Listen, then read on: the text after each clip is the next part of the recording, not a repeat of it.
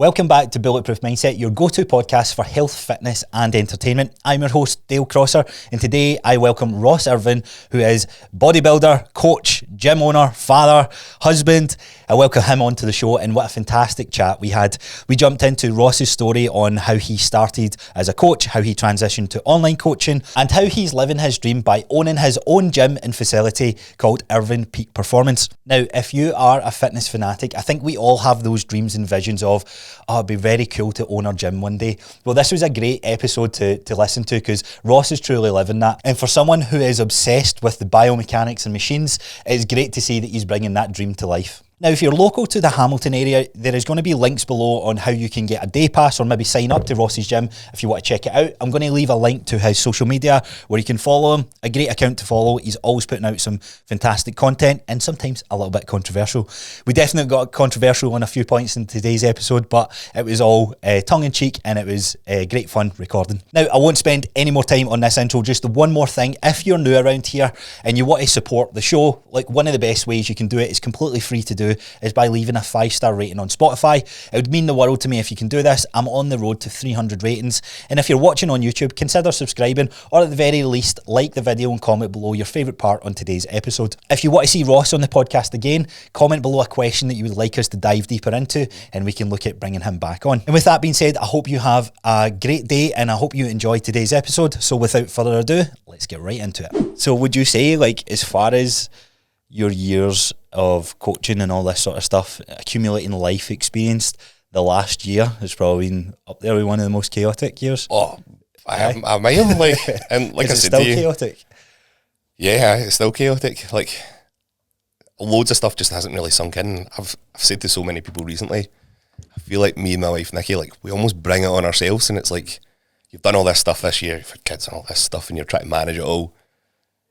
And then I'm still like, right, what's next? What's next? You're like, already future do another seminar, like do more things for clients and stuff. And it's like, yeah, so it's a bit. I take it it's like a sort of pinch me moment then just now that you never thought you would, where you're at just now, like running your own gym alongside the coaching, doing it with your wife and all that sort of stuff. And did that feel like that would be a thing for you? It's not really been a pinch me moment because I feel like it's not really sunk in. Like I say, it's like just go. So like probably I was doing the seminar at the weekend was probably the biggest kind of sinking of like, that was cool as fuck. Yeah, like, yeah. I can't believe we've managed to pull this off with all these people and like a lot of them I kind of look up to and stuff like that. So it was, that was good. So I think hopefully it's still to come of like, I'll just really feel come it. Out for sure. So let's go back a little bit then. So how long you been in the coaching space for? When did you sort of make the leap to come on board with it? So almost 10 years this month. Pretty much. So getting the 100, what is it, 10,000 sounds good hours to say. It's been 10 years. Number. So 10 years we started personal training. And were you working, like, in what were you doing career-wise before this, or was it something you sort of knew that you wanted to do?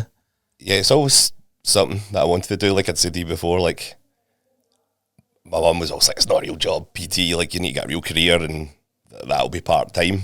And yeah, I never let her forget it now where we're at just now and stuff like that. And she's still like, what is it you do? Like, just different generations into it. It's like you work behind your laptop and people pay you money. Like, what's going on? You tell them what to do and that's it. And you like, scamming these people? Well, kinda, yeah. Like, and then it's just kind of snowballed from there. Yeah, good. So so you've been competing, you've done, obviously you're in the coaching space yourself, you run your own gym, your father, all this sort of stuff going on. Let's kind of walk through your journey then of like where all that sort of drive and all that comes from. I like to kind of go back to like childhood and high school and that sort of stuff. Where did you grow up first of all then? Are you just local? I've always stayed in Hamilton. Have you? Good. The normal upbringing. It's not like one of these stories of like, it's like I came from the slums and all that kind of like. I'm trying to get a Stephen Bartlett clip here. Get the emotional story out and all that. There's like a normal family. Mum and dad are still together. Like, that's awesome. That's good to hear. We didn't get everything that we wanted and stuff like that. Yeah, but we didn't really go without. It was those kind of like, when you go to high school and stuff, and like everybody's wearing the same jacket. Like, I want that jacket. Maybe I wouldn't get that jacket, but how old are you? I'm 33 now. Right, so you kind of grew up in similar areas like Helly Hansen's, Tim Bees, Tim Bees, Rockports, That was I wonder what it is these days. Mera Peaks. Aye. Never had the Mera Peak. That wasn't me. Too far-fetched there. Aye. We was talking with a guest I had on yesterday. We were talking about the Lacoste trackies, and I was like, it just came back to me. I was like, I think my dad managed to get them off the back of a truck or something like that. I had a fake one as well. Everybody's dad managed to get them for like pure cheap 50 quid, but the yellow one, no, they're yellow, the green one, the red one, and all that sort of stuff. Have you got brothers and sisters or that? I've just got a brother. A brother, cool. Are you guys close? Were you close growing up, or what was it? Nah, we weren't close growing up. We're probably more close now, but it's not like we talk every week or anything like that. Like, but if you know, it's not like weird or we don't have things in common. Like, you're the oldest or youngest? I'm the oldest. Right. Cool. So you're going through. You're like, I just want to do my own thing. Leave me alone. We're really, really different, to be fair, in so many different ways. Like, he's more like corporate. He's an accountant and stuff like that. Worked for Deloitte and things like that, and was always like gamer and stuff. Whereas I was like sports mad, never in the house. Always wanted to be out playing with my mates and stuff. And then it's the same with like sports and stuff. Although he's into training now, but what sports did you gravitate towards? Like when football was the main one. Right. But it was like, when you're a wee kid, like, I don't know, 10, 11, it was like karate, bloody, everything, really. Supposed to it. Anything I could do. So did you like the competitive side of sport then? Did you find that you were quite a competitive guy, or did you just do it for the fun aspect? I think I just done it for the fun. Right. I probably am more competitive now, I would say, but thinking back, I always wanted to win when I played football, right enough. But yeah. It's not nice losing. Aye. So, yeah, but probably a competitive nature now, but not more like with people, like with myself. Yeah. Wanting this kind of it's like, higher standard. What's next? How can I be better? I'm so bad for like never being satisfied with everything, to be honest. It's a hard trait to overcome though, isn't it? And it's a good thing and a bad thing. Like, I always kind of bring it up, and again, I was like, I wish I was just more, could just enjoy things. Aye, it's hard. I go back and forth this. You might have heard me say this in the podcast before, but people have even, like kids, I've done the parents lifting kids stuff at the weekend, and hearing the stories of their kids going into school on Mondays, like, I lifted weights at the weekend, and them coming back in, it's like, oh, so you've got the coolest job in the world. And I'm like, yeah, you know what, it is quite cool. And I was like, why is it taking a 7-year-old kid to tell me that, and why can't I not experience that firsthand? But this last year for me, like, really try to challenge myself in that, because it can be quite you can go to a dark place with it and feeling like not good enough and satisfied. Does that ever come out for you? Aye, definitely. Even like even though I've been doing it for 10 years, like the coaching stuff, like, I always have a wee bit of kind of self-doubt of like, is it me? Like, am I the problem here? But like, you're never going to help every client, and you're just not going to like gel with some people. And same with like the gym, like people leave the gym and I'm like, what have we done? Like, is there an issue? Like, personally? Yeah, aye. Gyms I've worked in the past and been in the past, and I know all those guys that own those gyms, they take it dead personally. So now like, you know. Now I know the exact feeling. Like, it's one guy, mate, come on, chill out. And then you're like, oh, now I understand all that. I understand. So what did your mum and dad do, like, for like work-wise then? Just did normal jobs. My Very mum traditional. worked in the bank, and then she was like, worked in the council. Right. My dad's been a civil engineer for the council for all his life. Right, cool. So growing up through high school, where did you think you would go? Did you have any aspirations, or like what was going through at this time? I don't know if I really did have any aspirations. I was like, each week as it comes. Yeah, like, not that I wasn't academic, I just didn't apply myself probably. And then I think I was definitely heavily influenced by like my mum and dad, and it was like, you need to go to university. And I kind of did, and I just messed about a little bit. And yeah. What did you go to uni to do? Sport and exercise nutrition. Right, okay.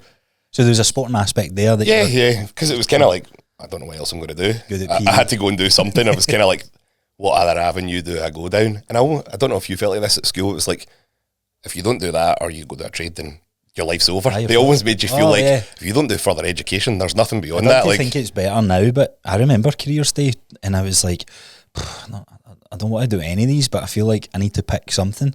I don't know if I've talked about this on the podcast, but I picked to be a lawyer and an architect just because I was like, I don't know, and that'll give me more time. And then hearing that it was like 10 years at uni, I was like, nah, I need to get out of school. I think that I did when you go out to do a job for a week or whatever. I think it was architecture I went to do. My dad got me in the council, and it was just a pure mess about, and I've never went back to anywhere near that again. I don't know if that's something I can do. So what was your like first like paid role, like job wise? Well, like part time when I was. Did you have like anything like that to kind of take over? Or did you go straight into? I was just working in the Dimaggio's, waiting pretty much. Aye. And I wasn't very good at that. I didn't last very long at that. It was like Morrison's and then just standard wee jobs here and there when I went to uni. And then did you make it through uni or did you? Yeah, well, I did 3 years then. Got the degree part, not the honours degree part. And I was like, that's me, enough. So what was that like graduating unis? I feel like that's maybe like a big moment for people and it's like quite underwhelming maybe? Or was it? It definitely was underwhelming because, like I say, I just went and passed and that was about it. I didn't go to a lot of classes and stuff like that. I just kind of made it through, almost kind of partly like just because I had interest in some of the stuff, and then some of the stuff I didn't do too well in was just because, I never went. It's a wee bit more. And there wasn't as much of a interest out with going to uni, I think. Do you think there is a purpose for university? Oh, definitely, but I think there's too many uni courses. There's a uni course for everything now, and it's like, what are you going to do? Kind of like what I did. I know it's kind of applicable now. I was going to ask, do you feel like any of it, you learned any of it? No. Nothing from uni I feel has been applicable. What was it you kind of go through? Because I always remember hearing the sports science thing. It's like, right, and that's where I need to get to. Never done too well in school, so I was like, shit, I need to go to college, and then tried to go through that college course, and I was like, I need to start earning money. I want to live in my own place and all this sort of stuff. So that took me away from it. But I remember hearing people doing that. It's like, oh, they're so smart. Aye. They must be so smart. They must get so much knowledge from the sports science side of things. So what sort of stuff can you remember, like what it was you were going through? No, a lot of it. Like I really remember feeling like this isn't sport and exercise science. Barely any nutrition, even though nutrition was in the name of the degree, which was weird.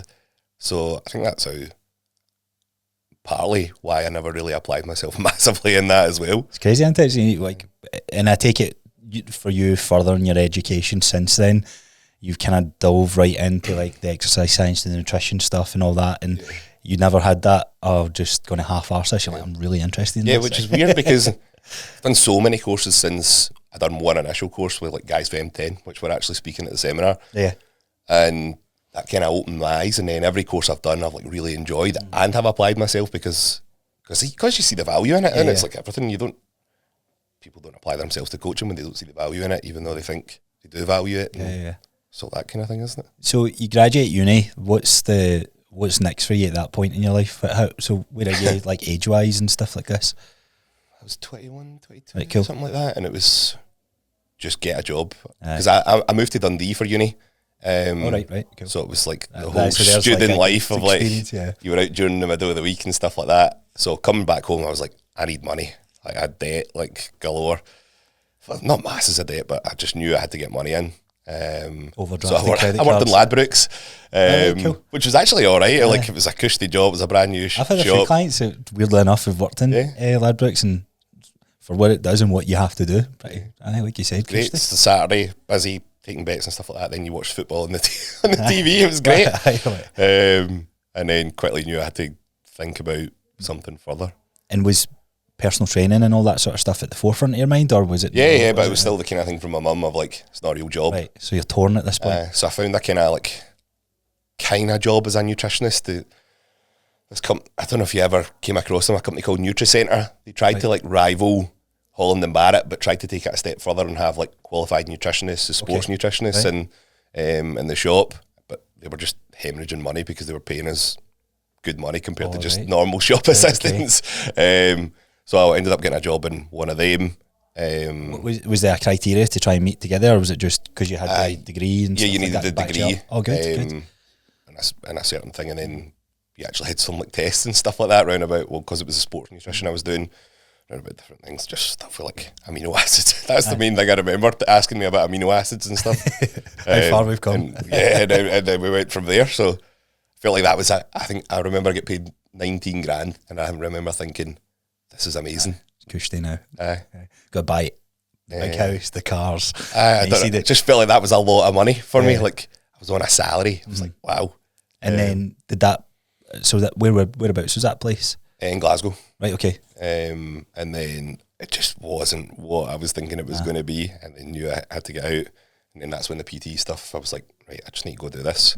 So done an online qualification. It was Who did you choose at this point? It was Be a Better You, it was called. Okay. I think they're still on the go, to be fair. Good. But it was the cheapest one. That's what I was looking for, and I was like, what's the most minimal, like, or where can I spread these payments over, and how can I do this as quick as I can? Yeah. So did you do just purely online, or did you go to... Yeah, it was just purely online, and then had to do like your practical in person. It was like video and stuff like that. And from a fitness perspective yourself, when it comes to working out, training, where is all this sort of, what's that been like throughout your later years at high school into uni and that sort of stuff? Had you found lifting weights at this point? Yeah. I've actually been lifting weights since I was like 16. Like, right, okay. And really quite consistently. You would think I would be much bigger for like... You're a big boy. But for 16, like that's more than half my life. But it's the whole kind of... I was going in and doing the same thing every single day. Who was your inspiration back then? I can't really remember at 16. I loved Ronnie Coleman. I think he was like at the end of like where he was, but I knew it was disgusting. Like it was like the bicep vein. And I was like, that is minging, but I was still like buying BSN stuff. Size and all that. And then we went from there. And my pal that I went to the gym with, he was always bigger than me, so I was like, right, need to be better than him. And we just went in and just did the same stuff all the time. And how did that evolve? When I went to uni, there was a couple of us that trained that still wasn't great. And then it was probably when I got further into uni, met a couple of guys that were like bouncers and stuff like that. Okay. And they went into more bodybuilding and stuff, and then things progressed from there. But you know what it's like every year you look back and you think, what was I doing a couple of years ago? So it's like steadily evolved and got better and better. When do you feel like when do you feel you made the biggest kind of leap in terms of training knowledge and experience and application? Probably like the years I hired a coach. Yeah. Like when I started working with Andy Scott, who you've had on here, and then worked with a guy down south, Callum Raystreak.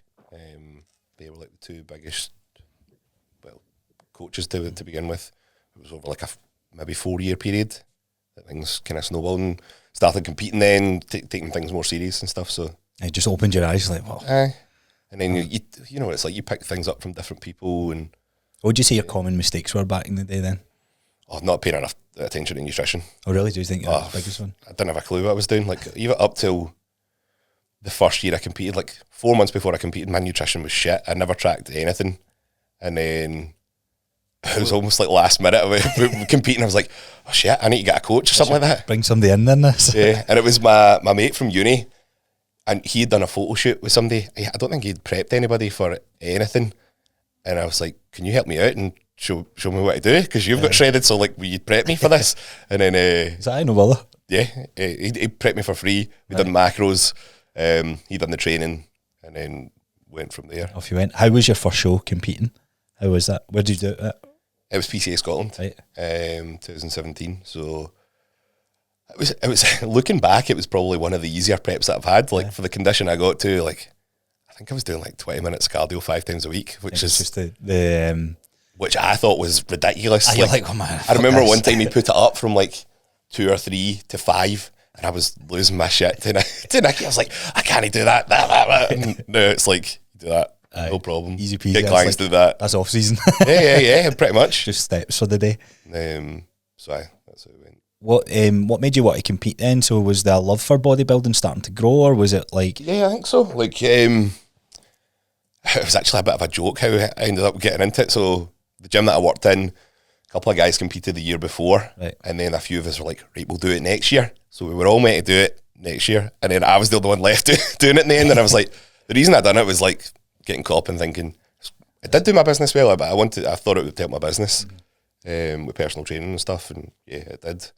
And then, like I say, So I think had to keep going. The era that you've sort of grown up compared to where it's at now, I feel like maybe that sort of approach has maybe been rinsed too much, where people do use the competing in body shows or a photo shoot, show the transformation, and then it sort of, I don't know what the word is, like asserts their authority of like, look, I can do this. Yeah.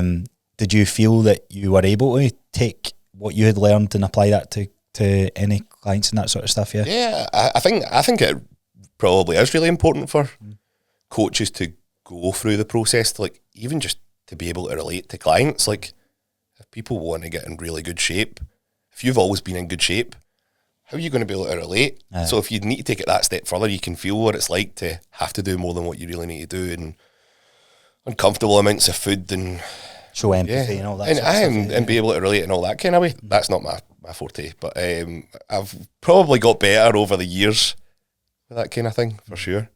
And when you're, so back to the personal training side of things, do you work in a gym, or do you, so what's the decision of where you choose to work and all this sort of stuff? Is it just like, who's hiring? Can I get in there? No, it was the gym that I worked, that I trained in Hamilton. I was like, this would be dead convenient. So I spoke to the guy who owned it, which, funnily enough, I went to school with him. He was like 4 years older than me. Right. So we always kind of knew each other. He knew me from the gym. What gym's this? Is this? New Age, yeah. in Hamilton. Good. So I spoke to him. And he was like, good relationship and all that. So he was like, if you get qualified, I'll give you a job. And I was like, right, okay. So I went and got qualified. One job to do. Yeah, so it was like kind of walk into that.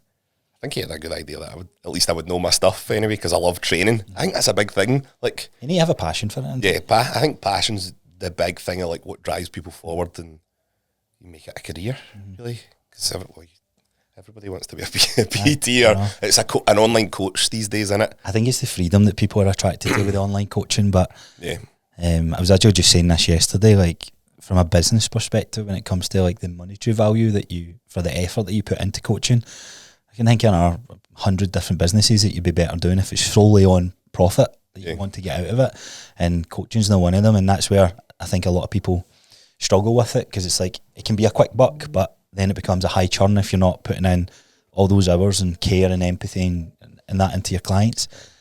So first year of I guess, first of all, where did your passion come from? Like, what did you enjoy about it? Can you remember? Like, was it just a feeling of like, I'm adding size here? It's like, for me personally, you personally, yeah. Like, I think the big thing for me was, and when I was younger, and I never had a lot of confidence. Like, I don't know if it really came across like I wasn't confident, but inside I definitely wasn't confident, and I thought like if I was bigger, I would have that much more confidence, and I don't know, like have respect from people or something. I don't know.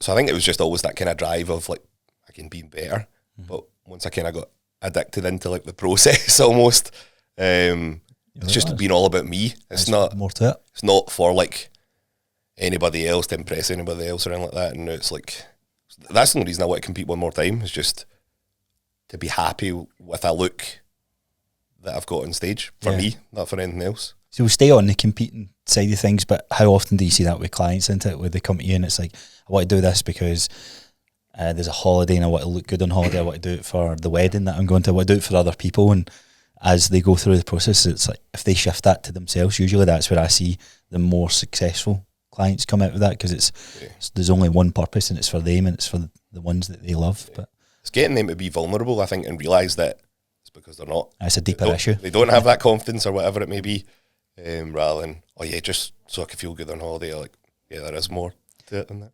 Having your confidence knocked then, or not feeling that you've got a ton of confidence, what's the feeling like stepping on stage for the first time? Because I remember vividly, I wouldn't say I was like super confident, but I remember going, holy shit, I'm so nervous to walk through this wee curtain, and then I've got all these people looking at me. What was that like for you from the first one?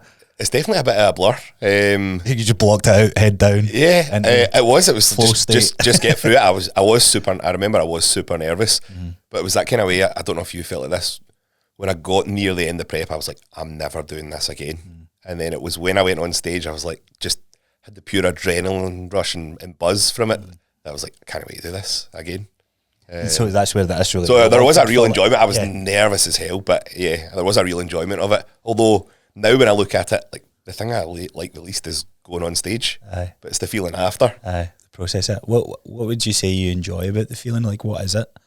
Is it just do you think it's like the finish line almost, or the accomplishment? Or? I think it's a bit of fulfillment from it more than anything. Like, you want to win, don't you? I've only ever won once, to be fair, but I think just knowing that you've done all of that work to get there, and I think it's knowing that not a lot of people can do it. Like, you know yourself, coaching people, how many people just really struggle just doing a normal diet, trying to lose a stone, 2 stone or whatever, never mind. Like, stick to their water intake for 7 days or something like that. Doing their steps, never mind everything else. Pushing yourself to like just feeling absolutely shit along the way. A wee bit of an addiction to that, like creating tough times for yourself and all that. I don't know. Like, for sure, if I could make it easier, I wish I could make it. I could make it easier. Only, yeah. But yeah, it's definitely that feeling after and just seeing where you've come from. Good. And where? How many shows in total have you kind of done? First one? I've done 3 separate competing years, so 5 shows. 5 in total. Good. 5, I think.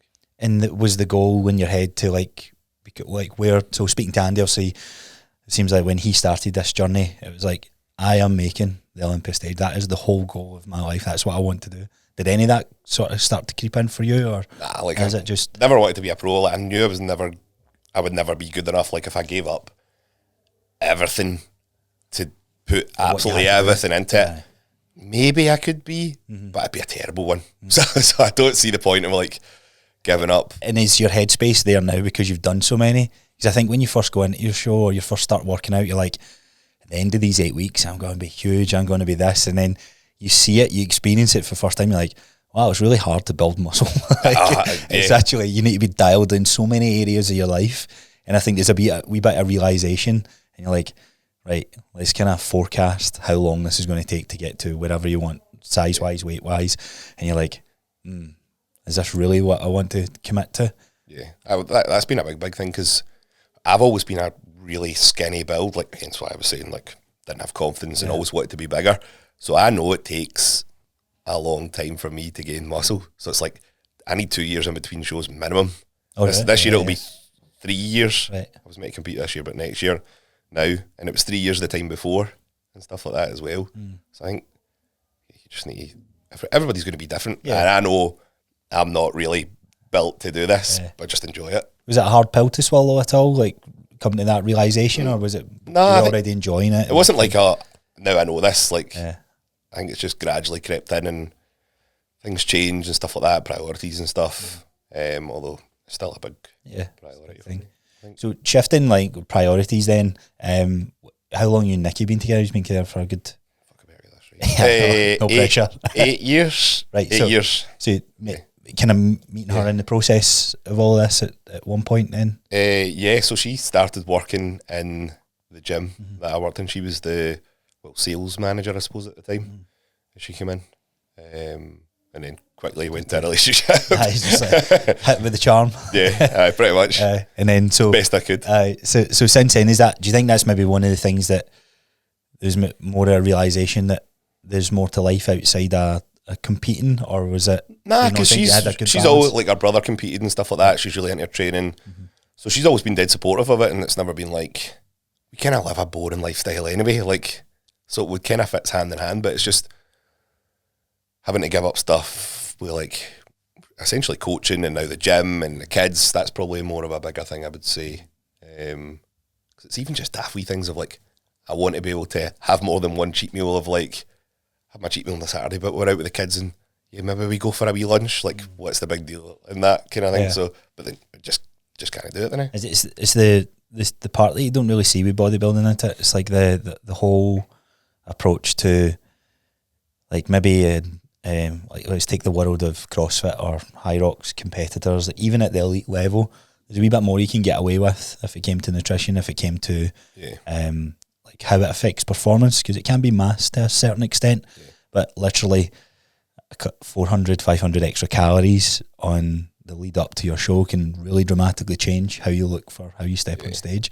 And you have to be so meticulous with every single hour and day, and then it comes to your sleep, your stress, your hormones, all these different things. Like, try to find it's even like the off-season stuff. Like, the more I've kind of got into this, the more I've even taken like the off-season and realised you can get so much more out of it. Like, if your condition's better, because I've always went into preps for shows probably too fat, right? And I've just had to do horrible stuff for it, and then probably lost a little bit of muscle having to do that. But if you keep things really tight and you're really meticulous, like there's people that take things a lot more seriously than I do. Like my coach, like he's dialed in like to the absolute. Who are you coaching with now? Taylor Johnson. Right, okay. So he's very detailed with everything, and it's great for me. Like, it definitely gives me a wee bit more of a push to definitely do those things. But they probably don't mean as much to me. Aye. Whereas he's got the same ambitions as Andy. Aye, it's not my goal. ambitions. Yeah. I think that's important though, into the goal needs to be kind of aligned. Yeah. And I think from the sounds that your goal shifted from maybe wanting to get a bit of status from this, wanting to kind of gain confidence from it, and now where you're at with things, it's like, you know what, I want to do one more for me. I want to bring the best condition truly for me, and that will make you probably the best condition. That'll allow you to Hopefully. get into the best condition, as long as the other noises of other. Like I say, it's never been the priority for me to be the best bodybuilder, to be on the Olympic stage, to be a pro or anything like that. Since that first time competing, it's probably just all been for me, to be honest. So I spoke to Andy about this as well, but from a bodybuilding perspective, our era of growing up, the only people who were doing online coaching was bodybuilders. Like there wasn't like the average PT, it was like all 1-to-1, and it was the bodybuilding community that done this sort of online training programs. Where we're at now, everybody can be an online coach. High Rocks can be an online coach, like CrossFit, everything. Would you say the bodybuilding aspect is getting smaller, or would you think there is still more hype and it's getting bigger, or do you think it's pretty much the same? I think it's pretty much the same. I just feel like there's probably everything round about it. It's Status coming is up. Like High Rocks has only really recently been a thing. Before it was kind of CrossFit. I can only really speak from my experience. I don't know how it would work in terms of like programming for High Rocks just online and what you would get out of that. Because is there the same detail to like nutrition and stuff like that? Do the athletes or the clients or whatever value it the same? So like, how much do you really need to do? Maybe that's me being naive, and I don't mean to insult anybody or anything like that. Obviously, High Rocks is not my jam. I could not do. I'd love to see you do one. Who knows? Maybe after the show. it would be a show seeing me do that. I saw you running on that curve runner at JP's like that. That really did. I was like, he can move. He can see move. That really did. People did not take it well. I know, it's like that, and this is so. One of the reasons I love doing the podcast, I was just telling you off air, is like we cast a lot of judgment to someone that speaks in front of a camera for 30 seconds, and it's very hard because from a coaching perspective, we're trying to get more eyes on us and that. So sometimes we dip our toe into maybe the more controversial things to get a wee bit more hate, a wee bit more engagement on a video.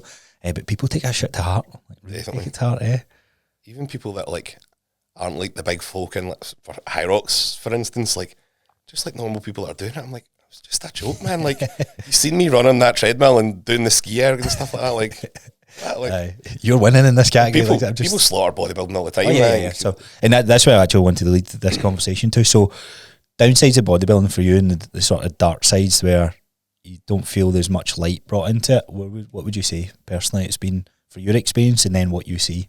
What do you mean in terms of like there's not been much? But just any downsides that you see that people kind of maybe overestimate, and then so a bit. Well, let's take one of the most common bits of shades that's thrown bodybuilders, like you're creating body dysmorphia from competing in bodybuilding.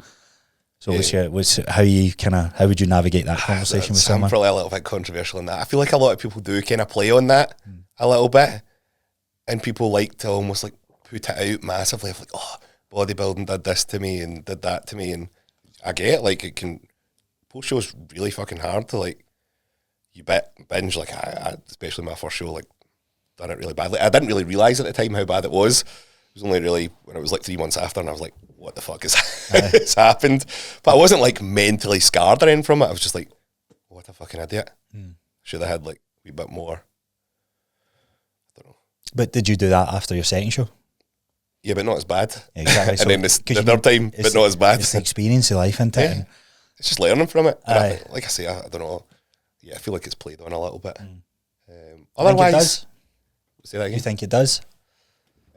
I think it does to for sure to an extent, but probably not as much as like. Because probably if you feel like that, I think a lot of people would really try and hide it. It's like I think that people have eating disorders. They don't fucking tell everybody. It's only after they're coming out. Maybe it's an attention play for some people. For some people, not for everybody, for sure. But yeah, probably controversial here. But yeah. So, what would you say your body image is like then and now? Would you say you've got good relationship? And I would say this is the best I've ever been. Probably. Bodybuilding's done nothing but good for me. Other than, like I say, binging post shows and stuff like that. But it's kind of part of the territory. Learned so much from it. I think that's kind of carried me forward in terms of how driven I am to do things with like coaching in the gym and stuff. Yeah, I think I've learned probably more and had more life experience from that and the kind of process and stuff than probably anything to do with uni or school or anything. Yeah. It's because you get to experience it firsthand. Yeah. You get to be in the voices in your head. Yeah. So I spoke about, like, I was taken away with, like, the binge. I didn't realise it would be so, like, you find out a lot about yourself going into an extreme cut or a diet and prep, and especially the bodybuilding bit is also almost like the next level beyond getting lean. Yeah. It's like this darkened territory of, look, shit's going to come up and you're going to be like, why the hell have I, why can't I control myself? And you're like, oh, maybe I really do like chocolate that much. The thing I always remember is that first time I would go to Asda or Morrison's or whatever, and I don't know why, it would be chocolate shortbread. I'd buy a pack, I'd sit in the car, I'd have one, and before I'd even left the car park, I'd finished them all. It's done.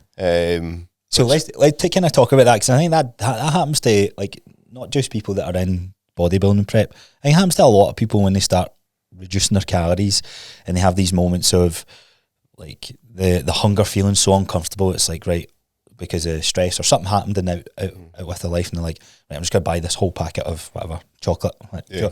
I was doing tubs of Nutella and I was like, why have I just, why? Chocolate tastes so much better post show as well. Yeah. It's like, it is like, it's like crack. I swear. I put myself into a coma. I think I'd done Nutella, donuts, and then a gallon of, like, milk, and then I had to drive, like, back down. I was sitting, I was at my stomach, and I'm lying in the back saying, like, why have I just done that? Why can't I control myself? But that's where you start to learn. Yeah, I think you need to be self-aware. I think that's the most important thing. Yeah. Like, it's not just going, oh, you're a failure, you're this, you're that. It's going, right, cool, that's happened because you have been so depleted. Yeah. What's some things you've put in place then to try and maybe mimic that? Or not mimic it, try and reduce that? Well, I think one of the biggest things I learned from Andy was don't buy stuff in. Like, the first time I prepped, I wasn't going to cook stuff for him. I bought so much shit into the house, and then it's just there forever because you're never going to eat it all. Oh, were you buying, like... I stocked up after. And it was on stupid shit, like, I don't know, crunching up, like, peanut butter clusters or whatever, and it was just all the stuff that I wanted to have. And then I remember Andy always said to me, don't buy anything in, just do things as you go, because it's just so much easier just to keep going when it's all there. Whereas if it's only your prep food that's there, then it's fine. If you go out for dinner, you're never going to binge the same way. If you go out and buy something and you just buy what you need at that point, right, okay, might not be ideal, but it's not going to be as bad as everyone else. So that was a big thing I took away from him. Anything else when it comes to the post-show stuff? Was it just try to be a wee bit more realistic of having a nice meal and no just... Yeah, I'm still not great with it, to be honest. Oh, really? Yeah, like, I ate a power of food after the last time as well, and I was really bad in the end for the prep, but I wouldn't say it's an eating disorder or anything like that. It's just kind of part and parcel, and I kind of just accept it, and like I say, it's better than every time I've done it. So I wouldn't say I've really got a secret to, like... What do you think the mentality of, like, not letting that affect the rest of your months after that then? For me, it's just, like, knowing that I want to be better for the next time. So we'll see after this last time how I go when I'm like, that's me retired. Yeah, just get pure fat. Impact's been done. So yeah, I think that's knowing that I need to kind of get back on things to an extent, because it's just, again, what's next? Next? Any downsides of bodybuilding at all that you see, being in it and being in that world? What would you say is, like... I think the biggest thing is, like, people with their body image more than anything. For me, it's a positive, but I have seen plenty of people that they don't have a great body image after, and it's, for sure, it's just that definitely detaching from being so lean. Yeah, because people, even though they know you can't stay that lean, it's impossible to stay that lean, they try to stay that lean. Do you think they do though? Because I always wonder this, because especially working in a gym floor, and you're seeing people, and it's like, they're just trying to get the leanest possible and stay the leanest possible. And I don't think it's communicated enough, like, being in that stress state so much will make you smaller and then weaker, and then that'll just bring more and more problems on. And I see some really committed and disciplined guys. It's always the younger guys. It's always they've got this endless amount of time, not as much responsibility. They're just in that zone with it. I just wonder if it is something that most people know. I think they know. Like I say, I think they know that they can't stay that lean. It's just they have an issue detaching from seeing themselves put on body fat. think it's anything to do with the scales or anything. Maybe it's different for the girls or whatever. But from what I've seen with the guys that have kind of prepped and stuff like that, and to be fair, even some of the girls, it's usually just the condition, I would say. Aye, for what's... Yeah, but I've never had an experience again of like prepping somebody or me myself like that's really struggled in terms of their body image after. Like it's just the standard kind of stuff that we're all very aware of. Yeah, and overcame. Yeah. Through other way, building muscle. Yeah. Getting back into a different routine. Yeah. It will obviously be different for coaches that have prepped hundreds, thousands of people on stage. From your coaching then, you've prepped people for competing, yeah? And then you've just people try to get in good condition and all that sort of stuff.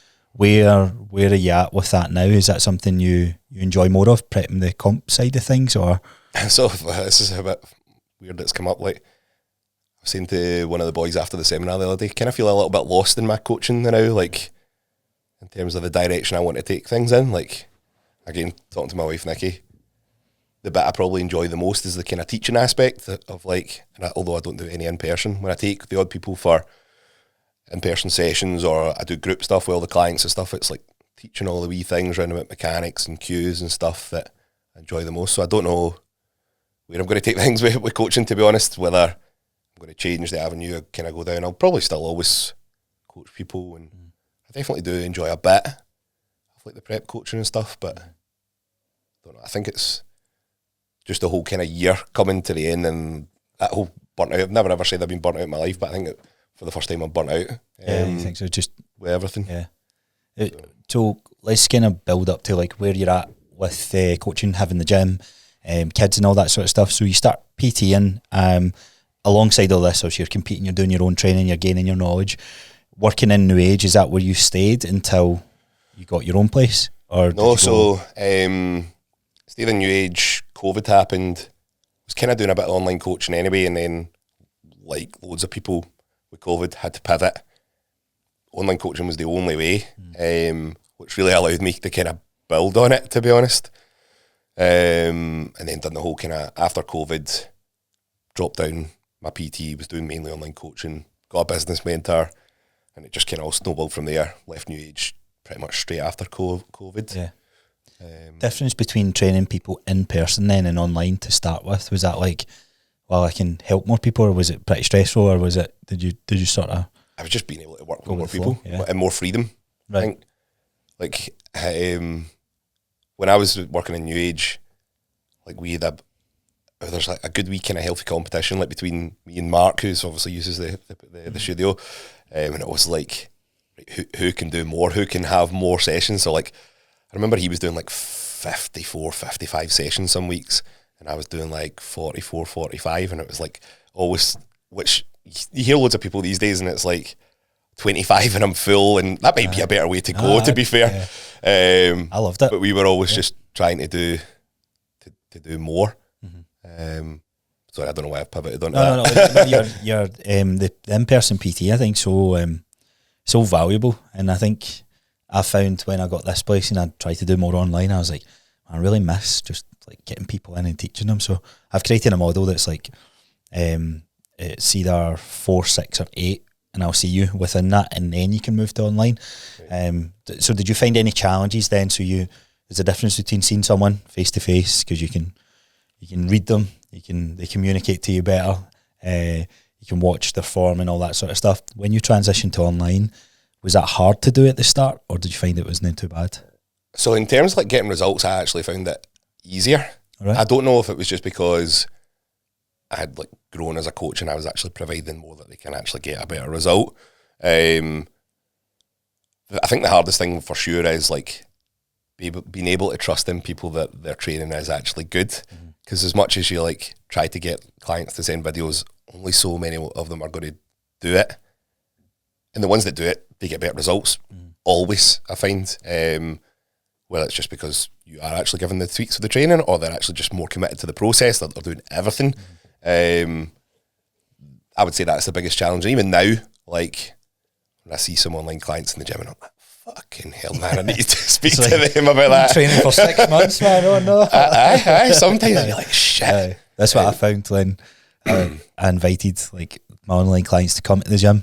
And we'd been training for months and months, and I'd said, like, how's form, make sure we get the depth. I even wrote it in the exercise description, like 3 seconds on the way down, pause.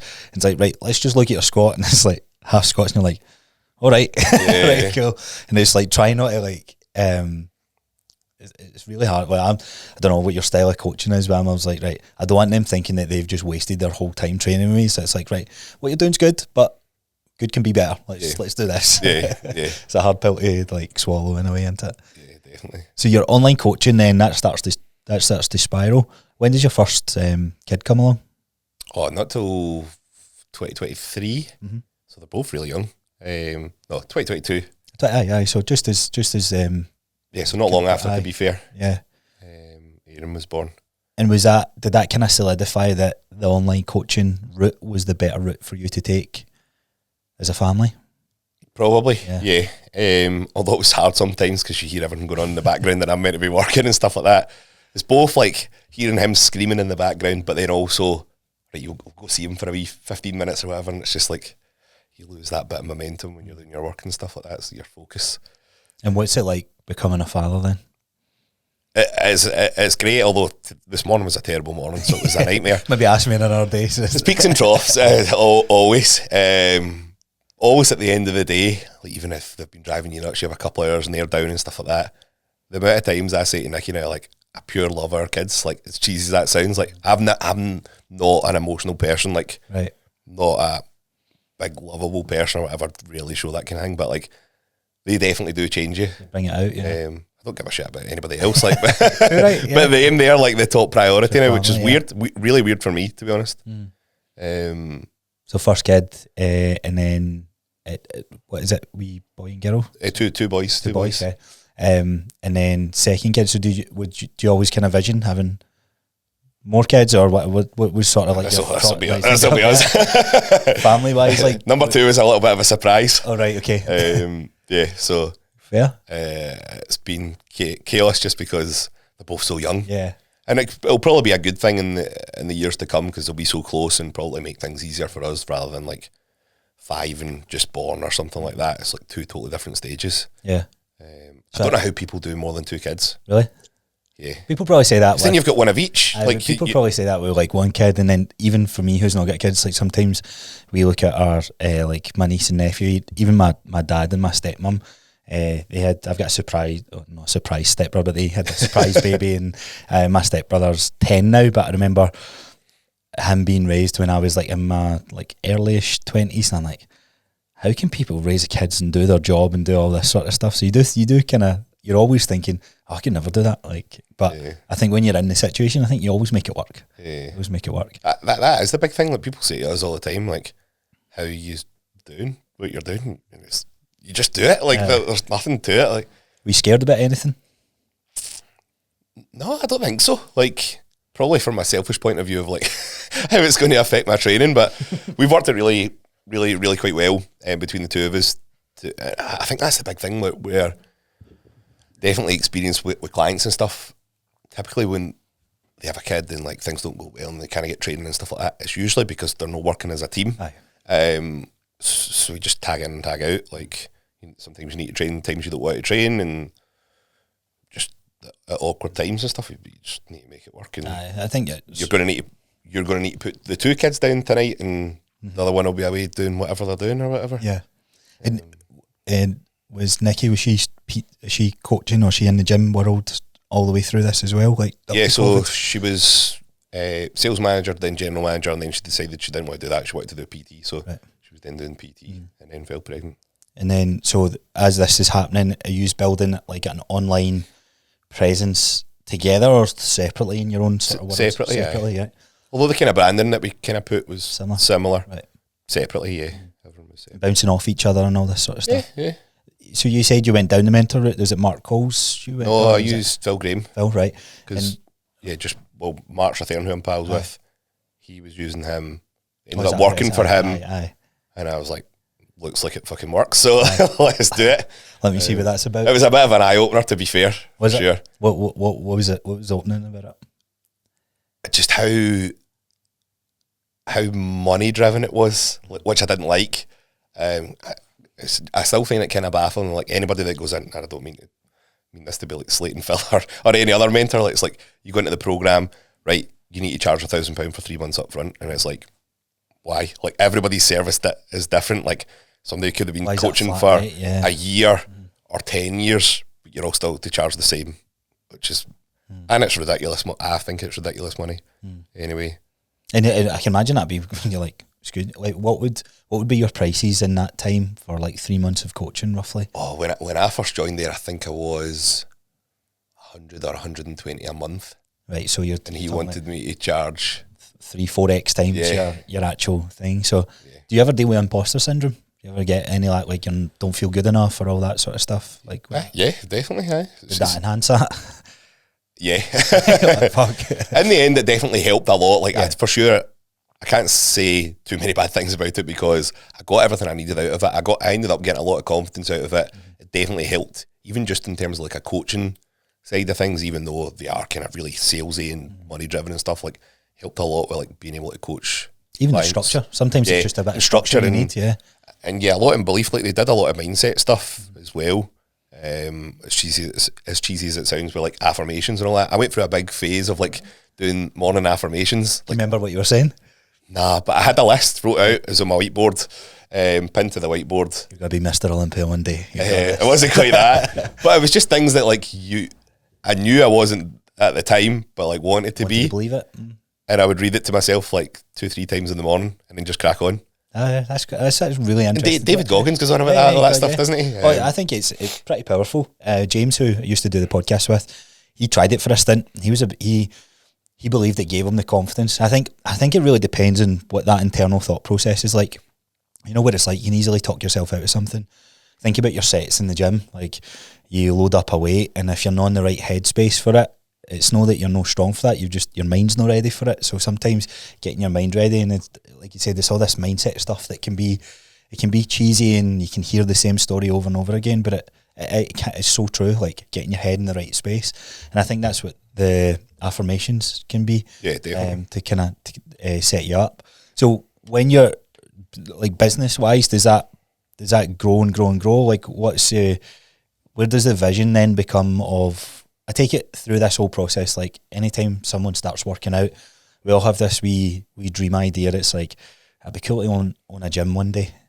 Did you have that from the earlier days of training and all that? I actually can't really remember. No. Like, definitely when I first started personal training, it seemed like that was a million miles away. Right. It definitely did change. I think the more I was doing online coaching, I was thinking, I need a wee bit of an exit plan because who's going to want a 50-year-old coach? Maybe I'll still be coaching when I'm 50 to an extent as well, but I knew I needed something else. And the more like the outside of uni courses I was doing, like with mechanics and stuff, like loved kit. Like, so that's my thing. I'm saddle about my kit. I would keep changing things over and over and over again. I knew that's what I kind of wanted to do. Have a gym and make it different from like every other gym that's about, to be honest, bar maybe a few you kind of see. Where does the love of like biomechanics come from? Is there anyone that you're following that you're like, when they're speaking about something, just like the detail to knowledge that they have, they're like, oh, I'd love to be able to communicate like that? Yeah, like again, the first course I did for like personal training and stuff was one of Mark Cole's course, M10, the PT mentorship. So I did that, and they did a bit in biomechanics, and before that I didn't know there was anything to do with that stuff. Yeah, like I was like, what the fuck is this? And the way the guys spoke, like I couldn't believe the knowledge that they had and how they spoke about things, and you'd ask them things and just the way they communicated to you. And I was like, fuck, I don't have a fucking clue about anything. So that made a big difference. And then imposter syndrome jumps all the way up. You're like, oh, I've got so much. It was weird, like, but I feel like every course I've did, although you would think that, like, it's always made me more confident. Yeah. Not that you know everything when you come out the back. It's a sign of a good course, though. And staying still that like there is a lot to learn here, but we're going to help you learn it. Have you done much with biomechanics? I've done one from what's the guy's name? It's more a biomechanics from a mobility standpoint. Right, okay. But again, similar to that, I was like, okay, there's maybe more to this. For me, it was a wee bit more personal because I couldn't I couldn't hold a bar in my back when I was like 21, 22. And I was like, what the fuck? Like, I'm 20 years old. Like, I thought this would happen to me in my 30s. And I was hearing a lot about mobility, and I looked up some mobility stuff, and I was like, it looks weird. Yeah. I got right into that, and I was really interested in learning that side of things. That's done wonders for personal training, as you'll know. Like, just being able to change movements to either get a client to feel a muscle or help a joint. It's like, that's your value added in that one session. So you doing all the biomechanic stuff and your one-to-one stuff at the same time, or was this more? I was like kind of slowly, I'm not really teaching any clients about it and stuff, but just giving me an awareness around about it. But it's one of these things that when you go into it, like, you can keep going and keep going and keep going and like assessing all these different things. Like, I think the thing I've probably taken away from that is just to keep it basic, because you can. It's a dark art. Yeah, I mean, you just end up confusing yourself. Like, but I find it really interesting, but it baffles me by the end of like so I've done RTS and stuff, and then some of the guys that were in the muscle mentors, they started to do their own thing. So I've done some of them, and then you just start going, what the fuck? Yeah.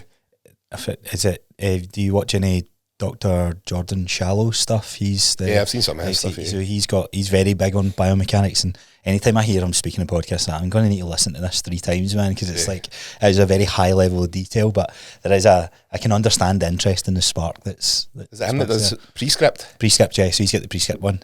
So he had like a mobility section within that. It was really good, and I had just finished my qualification for one-to-one. I was like, I should have done that, because the basic ones that we go through to get qualified is like, make sure you're smiling when you're, make sure you're cleaning. It's like, where is the training here? And that's a bit I felt was missing, but it's all part and parcel with the game, isn't it?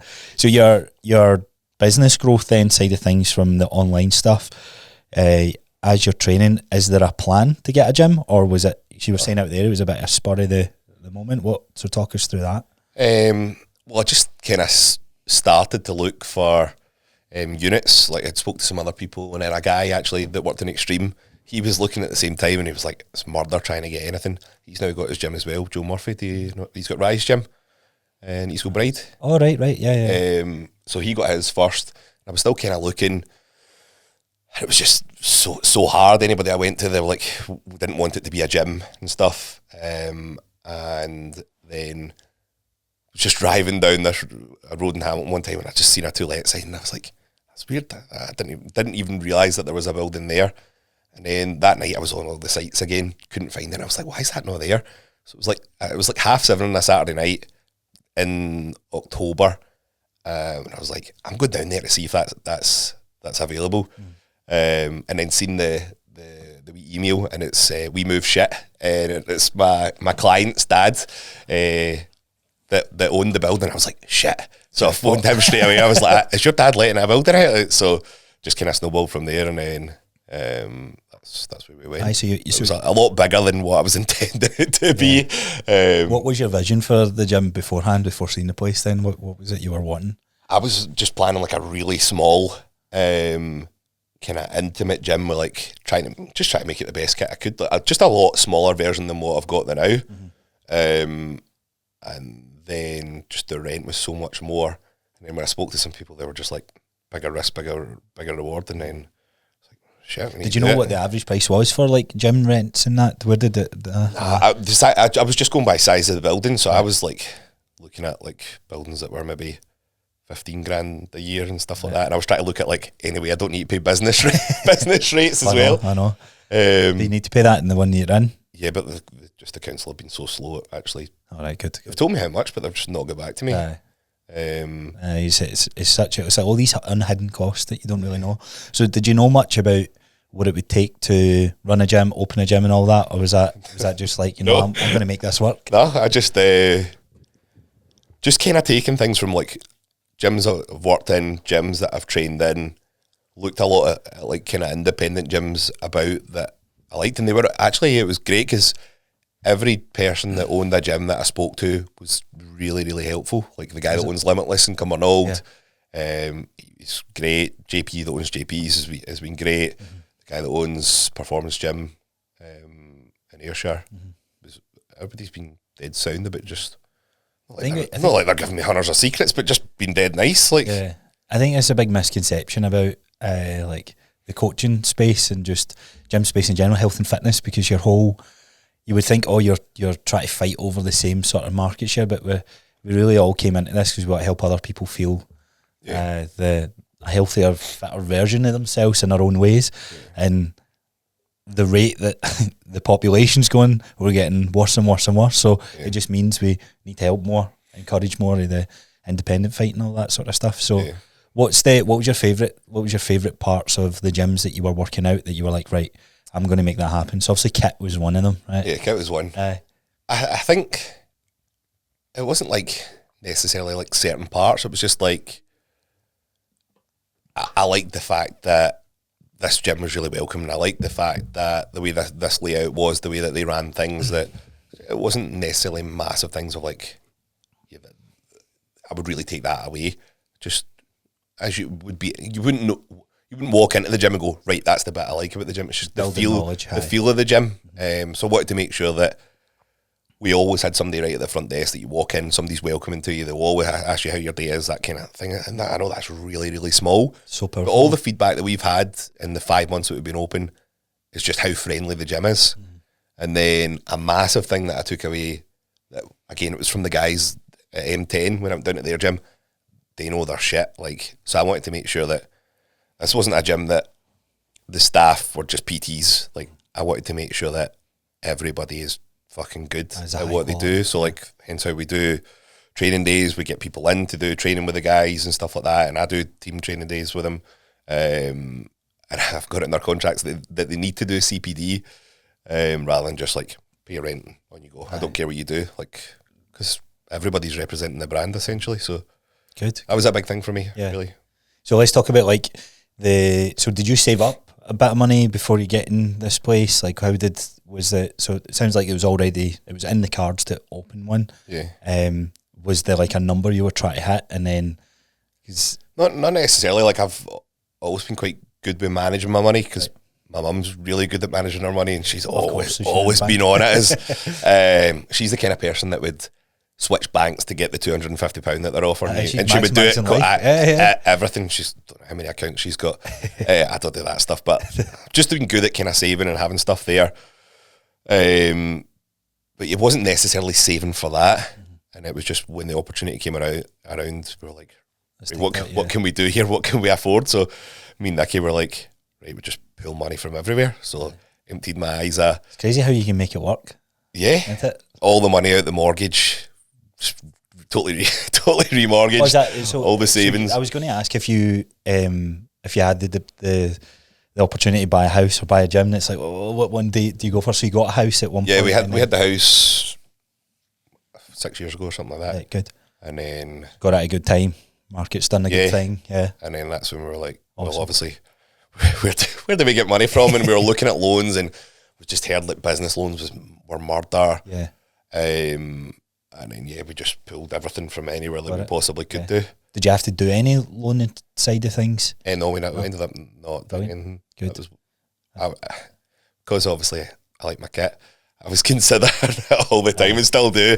Like, if we could just get a wee bit more, then we could get this and that. Do the maths, it's like 2 extra members will cover the cost. Yeah. I know JP's like that, to be fair. But now it's just a case of like, anything does come in, I just keep putting back into the gym.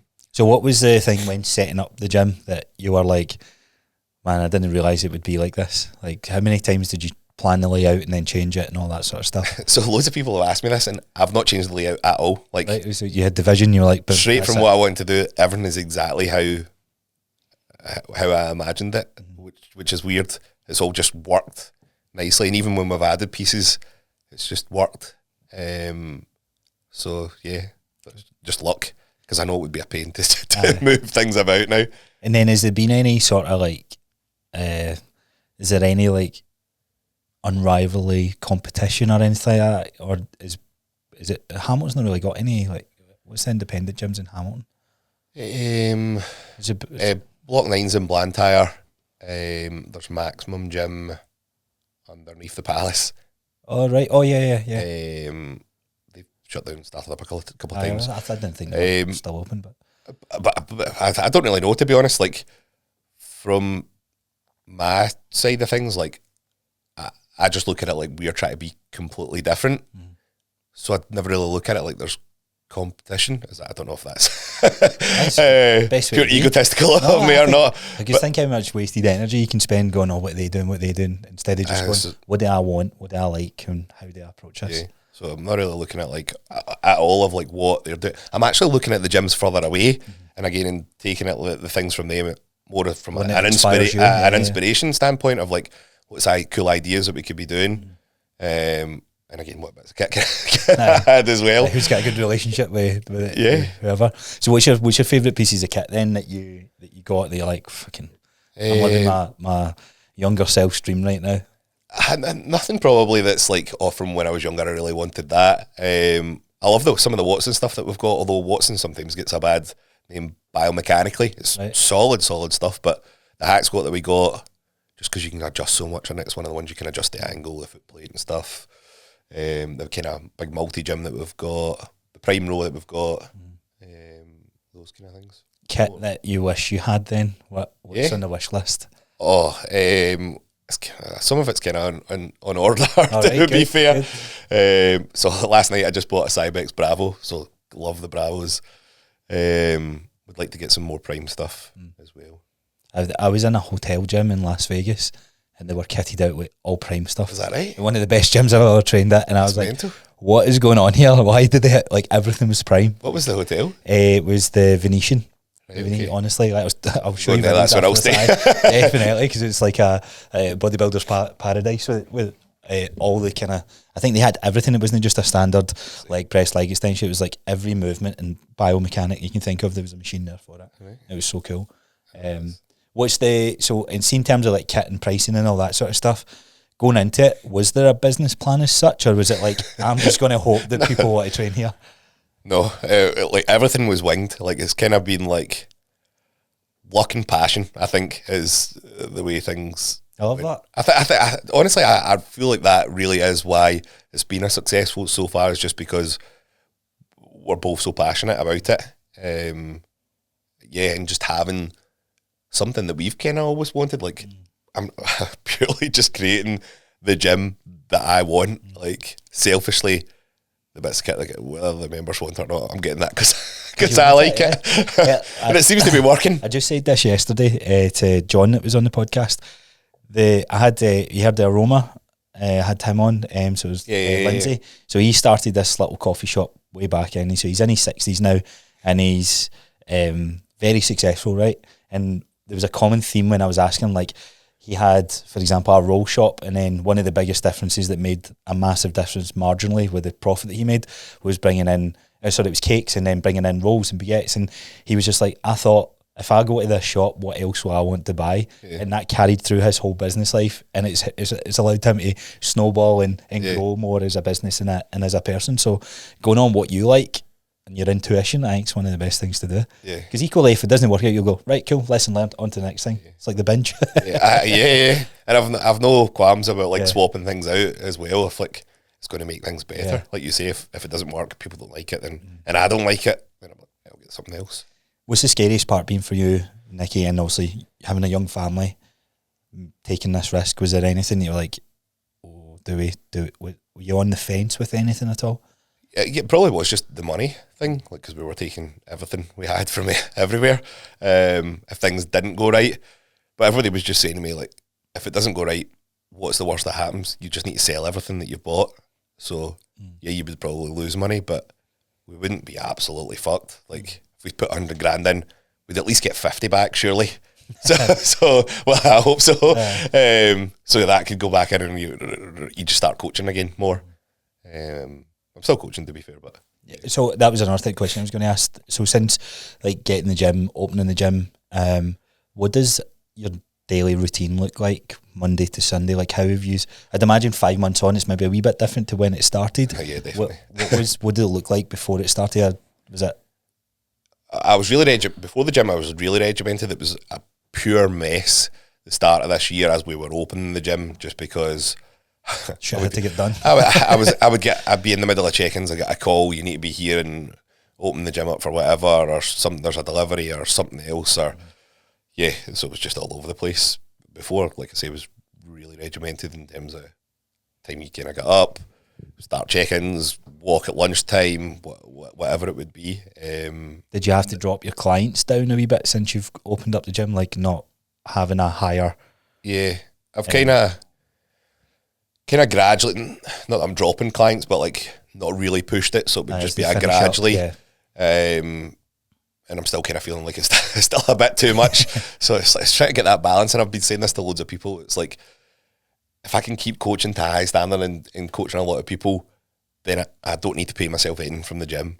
And then that means everything that comes in for the gym, invested, we can keep putting back into the gym. Another prime machine. So it's just like, we can keep making things better quicker. And that's all I really want to do right now. Cool. Cool. I don't really have a passion of like, oh, I want to be a millionaire, or like, I just want to have this really fucking cool gym. As sad as that sounds. Can you ever imagine it becoming more than one gym? I never really thought about that until this has started going well, and people have been saying that to me. But yeah, sure. Well, there's no plans for that at all. But we would probably branch out, but only once I have that gym absolutely exactly how I want it to be. So what's some of the things that you need other than kit just now? Like, would you want another, you open about memberships and all that sort of stuff? Yeah. So when you opened, what was the opening membership like? Take like of how many people like kind of signed up? Well, we did an initial kind of deal of like, for the first 200 they'll get it for 30, and then it's going up to, it'll be 35 forever. So really quickly we got the first 200 members. That feel like, well, getting somewhere. Because I knew like if we can get to roughly that, then we won't make money, but I'll cover most of my bills. And then it's just kind of snowballed from there. Good. Yeah. Are you running into any teething problems as you get busier? Has it been all right? No, not really. Things, I don't know if it's luck again. It's all went quite smoothly. Probably the biggest thing now is the heaters aren't working and it's fucking freezing outside. So best thing I ever bought for my gym was the heat and cold for the aircons. So the heating needs to get sorted, but that's probably the biggest thing, and it's only really taken. Good. Is it a goal membership wise to hit?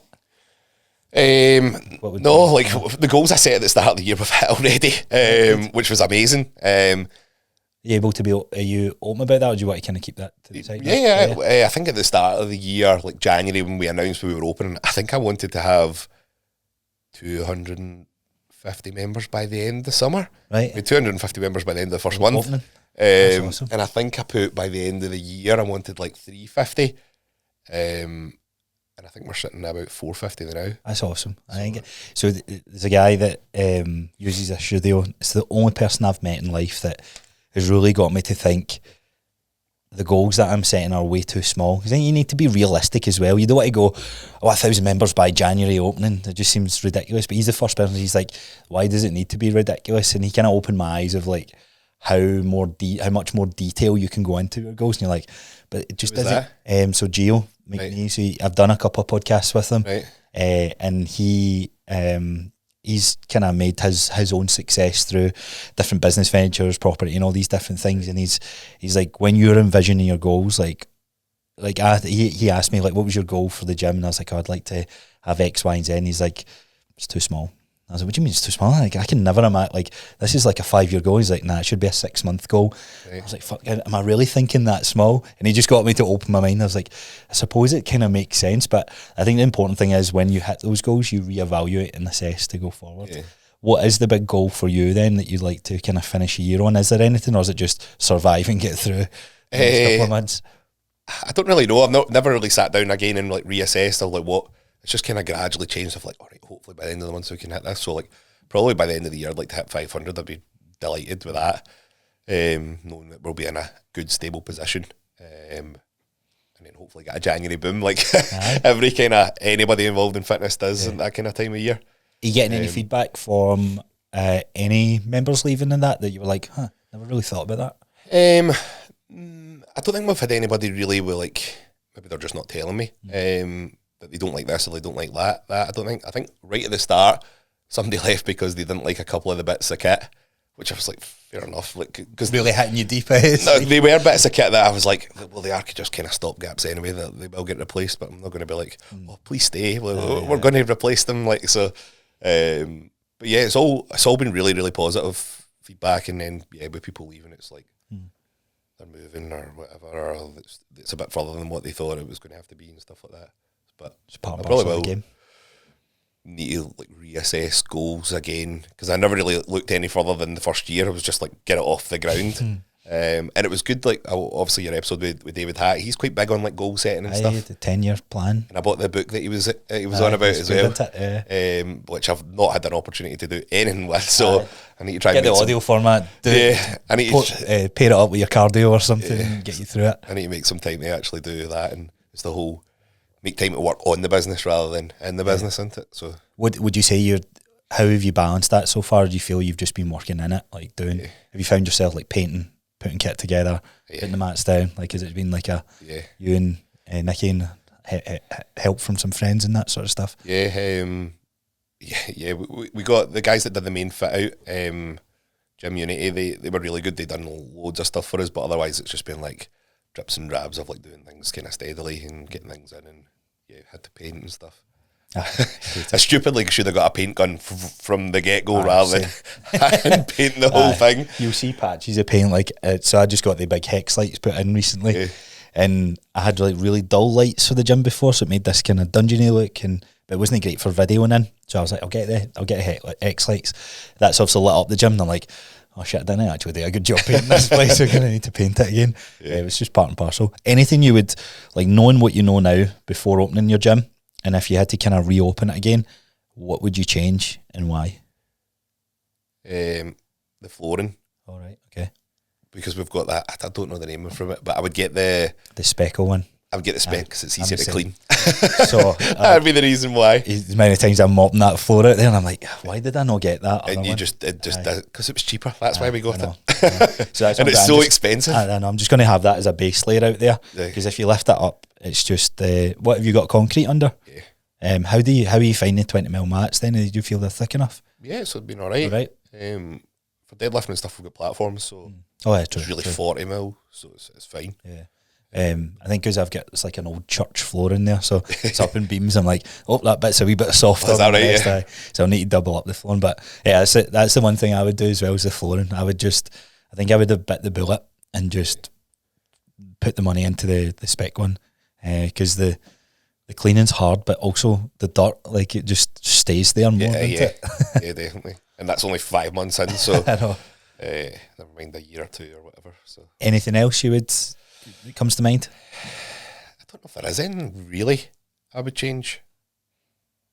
I'm pretty happy with how everything's came together, and again, might be quite a bit of luck. But yeah, it really couldn't have went much better for us. It's been a good year for everything, as much as I've not really taken it in. So it's kind of good to do these wee things and make me think about it, because I never reflect a wee bit. All I do is just go and let's get kids ready and stuff like that. And if you and Nikki kind of planned like for you guys to have a bit of a break or a week off, or to go a holiday, if you've got anything like that in the cards? So we're ditching the kids for 3 nights, and we're going all the way to Tenerife at the end of November, just because I was like, I just want some sun, and then I'm hopefully going to take some days off, further days off of coaching in the gym, just to try and make it like roughly a week. Yeah. But really, I know you didn't really ask this, but she definitely deserves a shout. Like, would not be able to do this going to be the next follow up without Nikki. Like, although it's like me that's been doing like maybe the work of like the most of the painting and building kit and stuff like that. If she wasn't there to like reassure me and stuff like that, it probably wouldn't happen. Like, she was one of the ones that was like, we just need to do it. Just take the money out. Like, just do it. Bigger's going to be better. Like, and different wee ideas here and there and stuff. And yeah. How important is it to have like a solid relationship, a solid partner through this? Massive. And I think when you coach people, you realise that more. And unfortunately, you see a lot of relationships that aren't that great. And it's terrible to say that it's usually the guys, I feel, that aren't doing enough for the girls. It's always, it's never really the other way about. I feel like, well, I can maybe think of a couple of clients where the guy hasn't got the support from the wife, and it's usually in an older relationship. Don't obviously talk much of the actual individual situation, but you're working on yourself and then getting home being told that you shouldn't be doing that at your age, and it's like your quality of life just starts to deteriorate. And it's like, that's why I'm so passionate about it. I want to get so many people into lifting weights and finding a way within it, because it's such a positive to your quality of life and your longevity, and having a solid relationship through that. It's like it's not going to work if you are butting heads on it. Yeah, definitely. So what would you say the biggest part that you've kind of that you would say to other people? Like, did you know it was the right person when you met? Like, how's that a relationship involved? Like, would you say some of your tips are of a solid relationship? I don't know if there's any tips. Going to business together. Usually that's a shit show, isn't it? Maybe that'll come. We're only 5 months in. I don't know. Like, it's probably the only time that I've ever been in a relationship that it's kind of clicked, and that maybe I've just felt like there's been support, and that I'm not constantly getting moaned at or something like that. I don't know. It's just been. It should be easy. I think you shouldn't really need to have to work at a lot of stuff. Maybe people would say different with that. That's what you find, though. Yeah, but I just find it's always been kind of easy, and things just flow, and you meet in the middle with everything, like your interests and stuff like that. It's not like too totally conflicting, like the whole opposite attracts kind of thing. Like, we've got the same lifestyle, same passion for things, same as passions. Well, Anything that Nikki wanted in the gym that she just wants glute stuff, so it's been like steadily getting stuff. So we obviously had the glute drive in, got the kickback, we've got like a 3D abductor thing coming, should be this month. So good. I've got to keep getting glute stuff. Aye. Right. I think that's it. To be fair. There. Do you take the kids to the gym? Only as like wee stopgaps, really. Right, cool. They were in it to begin with when before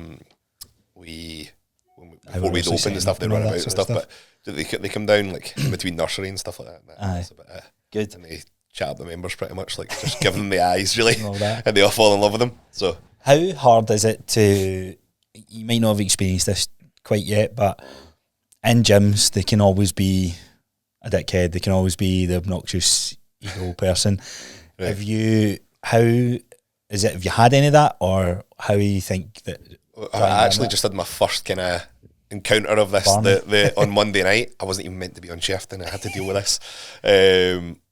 So it's not really been resolved yet. So kind of need to resolve that in the next couple of days. What is it? Is it like just two guys weren't really fighting, pretty much. I don't know if either of them would watch this, but I've seen it happen once in the gym I was in, and weird enough, it was somebody who was close to the owner, Gym 24, and some other random guy. The guy was being racist, and it's like a real shit situation, but it all sort of broken out there, and you just think, it's like, man, like, it's a family run. This is your heart and soul, and I can only imagine like the heart that you're like, man, this is the last thing I need to do just now. Definitely. Like, again, we've been quite lucky in terms of like the culture we've got in the gym. Like, I feel like everybody is really quite helpful. Everybody is really quite friendly and nice to each other. Obviously, there is going to be certain people that just don't like each other just because of the way they look, or just is what it is. A pure wrestling bitch face or whatever. But it just is what it is, isn't it? But yeah, so far it's been pretty good, and I feel like I've not made any, or we've not made any decisions yet that we're like really regret that in terms of like anything that we've brought in terms of even the way the gym looks, like anything and everybody. We've kind of built relationships round about to do the gym. All the PTs, the staff, they're all great. Obviously we've got Pit Stop and Pit Stop Express as well. Is that quite cool? It's class. Like it's another like wee dreams, like I get my own supplements in my own place. Yeah, like, it's so bad. I was going to say, how many have you actually sold and how many have you used for yourself? We do sell quite a lot, to be fair, but so often I'm just like, I forgot my protein. Fuck it, I'm just going to take our bag. So it's good with that, but Neil's been class, and it was quite cool how, I think he mentioned that actually when he was on here, how it just kind of came about with us both mentioning it to each other. I think it's a smart model to lean into if you're... I mean, two industries that go hand in hand. You're going to have members, and we have clients who buy supplements anywhere. Why not kind of use a source and a network of people who you trust and believe in their integrity and all that sort of stuff. So it's quite cool to see the two worlds combine. But I would imagine that's the hardest thing, like no dipping into all this stuff yourself personally. And I love my pre-workout, so it's like anything new that comes out, we get it, and I'm like, could try this. I've got like 4 open in the back. Do you, I'm like, I'll try this, try that, whatever. Have you ventured into like, so like when it comes to vending machines and all that sort of stuff, one thing I noticed that it can actually be a decent wee money maker in terms of the consistent flow of that. Has that been like a surprise for you, like the revenue that maybe that part brings into your business a little bit? Yeah, probably. I'm terrible because I'm probably not a proper businessman because I don't look at the profit. I just see the revenue, because the sum up stuff goes into, like, I use sum up with my card reader, and it just goes into the one account. So I'm like, oh, that looks like it's quite good. Looking healthy. I probably do pay out quite a bit at it as well.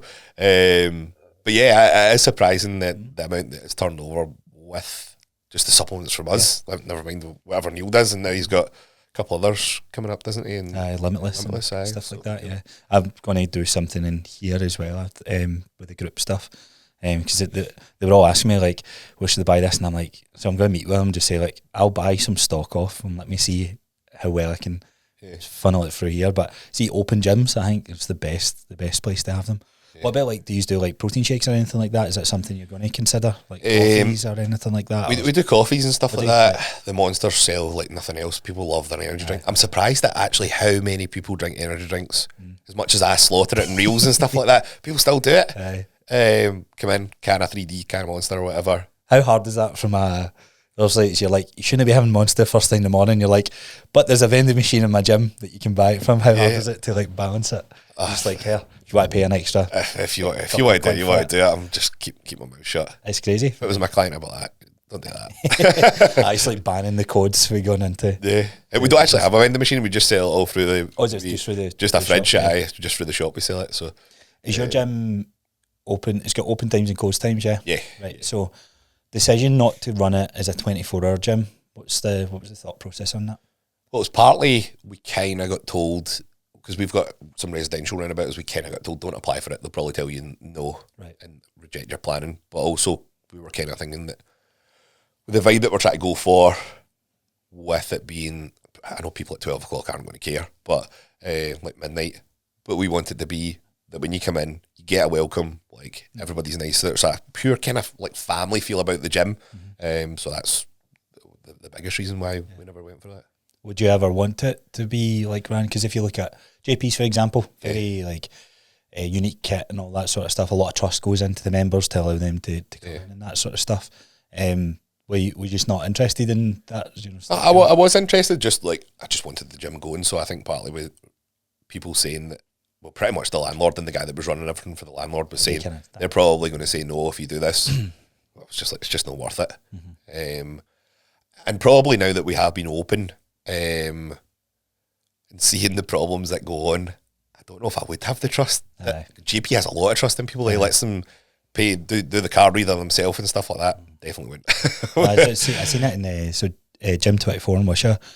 So part of his model is very similar to yours. I always want someone at the front. We always want to make sure someone's welcomed as they came in.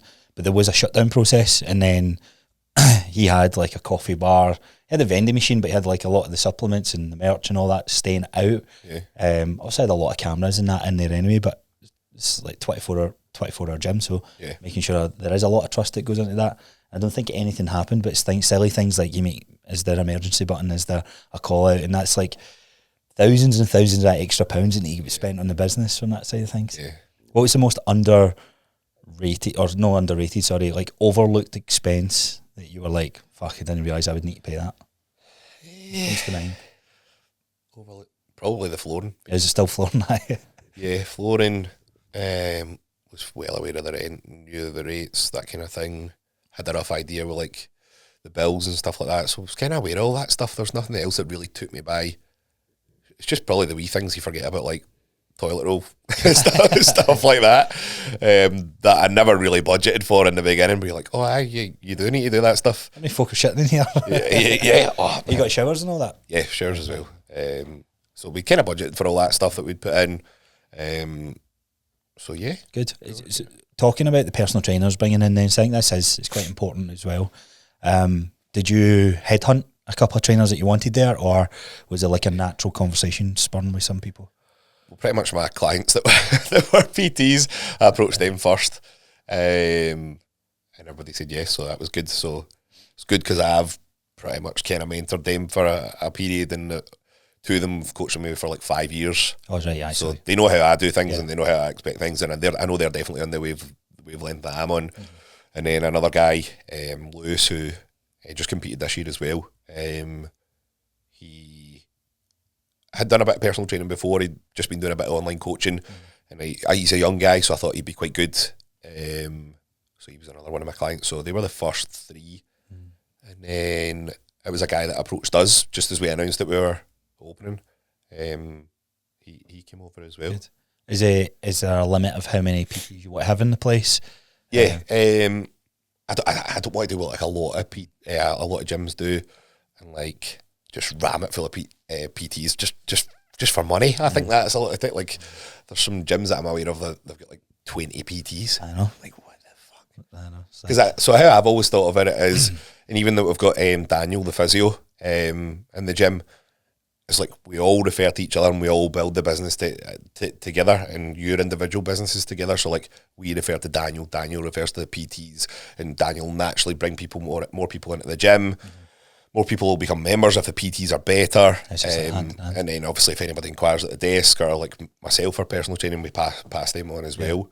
So it can all be better. And like I said, like the education part's a massive thing for me.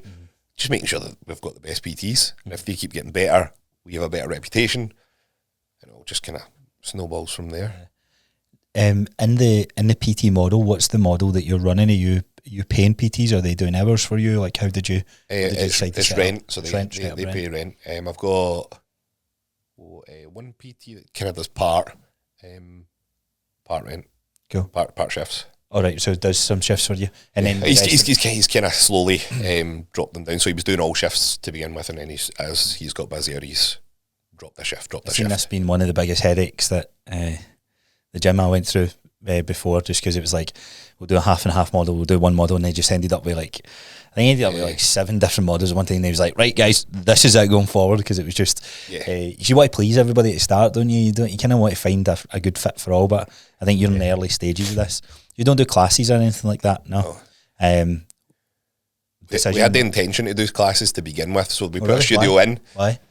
We thought it would be a big pool for numbers, but as the gym kind of grew and we've seen who our membership was, we realised there wasn't going to be a demand for it. Like I put it on like Instagram stories, and you always get people that say but how many people did say It was like 10 people. They're not going to come to all the classes, so they'd all be dead.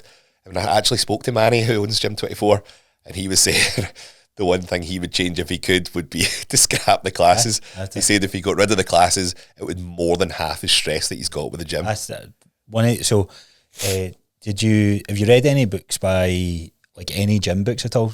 No, so, actually none. I've not got it. I was just looking up there to see if I've got it. Gym Launch by Alex Hormozi I read that book when I was working in Manny's gym, and I was like, well, the small group PT model is the way to go. So you charge like a higher membership rate. It's basically what every small box gym does. That's the way to go with accountability and fairness for classes. Because if you go down the class route, you're competing against JD's, Pure Gyms, and even New Age to an extent. Like they're powerhouses in this market, and if you want to kind of offer it to try and compete it, you're just competing for cost of membership at that point. But the approach you're taking, you got a value-added PT. So I don't know, let's say there's a biomechanics PT, for example, and you want to run workshops on something, that would be a way to go. But I always say that to me, I was like, turn that into like a mini or weights room, and that would be a better way of going, right, you can pay X membership, let's charge X more and you get access to X amount of classes. But it was bless him, man, hardest challenge he's gone through. But I guess that's a hard thing. Once you've kind of made your bed in a sense, it's very hard to go against that, because you could see a dip in the members and that sort of stuff. Price point, charging and picking a price point for a gym, any thought process behind that? Was it just like, I'll see what everybody else is doing? And it was a little bit of that. Kind of looked at what the independent gyms are doing, the commercial gyms are doing. Obviously we couldn't do what the commercial gyms are doing. They just to the bottom. They just charge so cheap, don't they? Obviously most of their membership don't even go. So we knew it had to be a little bit more, and to make the gym better and for the quality of the gym that you're getting. Like, I know that doesn't matter to a lot of people, but who we're attracting, it does. Everybody, pretty much everybody that comes comments on the kit. So what we're doing is attracting what we want, essentially. And it's not like, oh, everybody that trains there, far from it. Everybody that trains there is a bodybuilder or a coach or whatever. We've just got a lot of normal people that try the kit and they're like, it just feels so much better. And so quite happy with that then, just for that to be the... Yeah, so we went with £35, and I think that's quite the norm for like independent gyms. And I definitely think it's worth it. Good. Like, there's no Ultraflexes up here. But see if there was an Ultraflex up here, I'd pay £100 a month easy to use Ultraflex. Right. Easy. 150. Is it Rotherham? They've got Rotherham, Durham, York, Leeds. So cool as fuck. Used to a guy who used to train at the Pure Gym, or train one of the guys at the Pure Gym. He became a big competitor, and sadly, I don't know. I think he took his own life. Neil Curry. Oh yeah. So when I was down in the Nottingham stint, I remember seeing him train at this gym, and I was like, that looks amazing. Yeah. And then when I moved to Sheffield, I managed to go for, I got a day pass to it, and I was like, whoa, it's like, it's crazy, isn't it? Is that what they are, the £100 a month? No, they're not that. I think they are only like £35. I would pay it, like, just because it's massive. The variety of kit that they have is crazy, and it's just all the best brands. Like, combined into one. I don't know how they managed to make it work, like, because surely they don't have a huge amount of members, like, but they do. So misconception with gyms, right? That they're usually drug fronts, right? Have you had any shade thrown you that, like, have you not heard any of that? No. I know of gyms that do. Yeah, of course, but you know what I mean. But that's, you know, being kind of caught up in like somebody saying that to you. No. I got a couple of accusations when I got this place. I was like, far from like a bodybuilding gym though. I think it's just like, you see a premises, and straight away it's a big commitment, isn't it? Year rent, business rates, and then you're bringing the kit. But as I said to you, like, I got really lucky with the kit that was already here, and it was like £100. Hey, will you take £6,000 for all of this? And he's like, aye. And I'm like, oh, cool. And you get £6,000 now. How do I get £6,000? It just, you end up making it work. So you were saying off before we came in here, the problem or the vision just becomes bigger and bigger. What's like, so you're where you're at now, are you already like looking at things and going, I'd like to have a bigger unit, like, is that already starting to come in? And even members have said, I think you're going to need to get a bigger unit. But Nikki's like, now even we've just started in there, she's like dead attached to it. She's like, nah, I want to keep this forever. Whereas I would be like, let's get one that's like 3 times the size and get like high units, limitless and stuff like that. And just make it incredible. But she's like, nah, we'll keep this and we'll get another one. But I've not sat down at all and thought about anything further of like what could be better. I just know myself, I'll just end up doing something else, because already like we've done all this stuff this year. We've had the kids and stuff like that. They're both really young. Try to manage everything, have time together, and then we're like, we're going to do a seminar. Let's do that. Let's do the seminar. Why would we do that? What was the reason for the seminar? Like, was it like an idea that you've always wanted to do? Yeah, again, just because we've both really found the value in like going to different seminars and education and stuff like that. Like, we want to kind of be known for that. Like I said with the PTs, I want to be known for like having the best staff, having the best standard. That's how Mark Cole started, wasn't it? And he started with his gym, and then his gym became his mentorship. Yep. So it's cool. Not necessarily that I want to do that, but I just want them to be the best. And like I was saying, I kind of enjoy the education stuff myself, of like teaching to an extent, although I wasn't really doing any of it. So knew we would want to do that kind of event. So actually I was speaking to Neil one of the days, and he was like, that's cool, if you want to do something like that, we'll sponsor it next year, blah, blah, blah. I was like, right, cool. And then 2 days later, we're like, right, we're going to do it. And he was like, what? Speed is king. So, Speed is key. Just reached out to all of the coaches that I kind of knew and stuff like that, and the guys at M10, and everybody just came on board right away. I was like, great. So we just went with it. Awesome. Did you have to fork out any money or that sort of stuff, or was it just the usual stuff, like to hire the chairs, to projectors, and just the usual kind of startup stuff? Good. To get it done. And it went well. So is that something you're going to do yearly, quarterly? Yeah, we'll look to do it yearly now. We'll probably change the date a little bit, maybe make it a little bit earlier, but you do it yearly. and then probably just try to make it bigger and better. And do you have to shut the gym down? yeah, we shut it for a day. Yeah, is that all right? Way like yeah, we're all right with members. I don't plan to do it at all, other than maybe once a year. But we'll do other educational stuff that will keep the gym open, and it'll be like smaller group stuff of like maybe like the girls are doing a female seminar in like 2 weeks' time. Okay, cool. So on like specific to women, we train in nutrition and like female hormones and stuff like that. Yeah. And it's aimed at like general population. Oh, for people to go along. Aye, so that they can. Cool. There's a few of my clients actually were asking us about that, and we were going into the subject of that, but that'd be good to kind of push them along too. Absolutely. Yeah.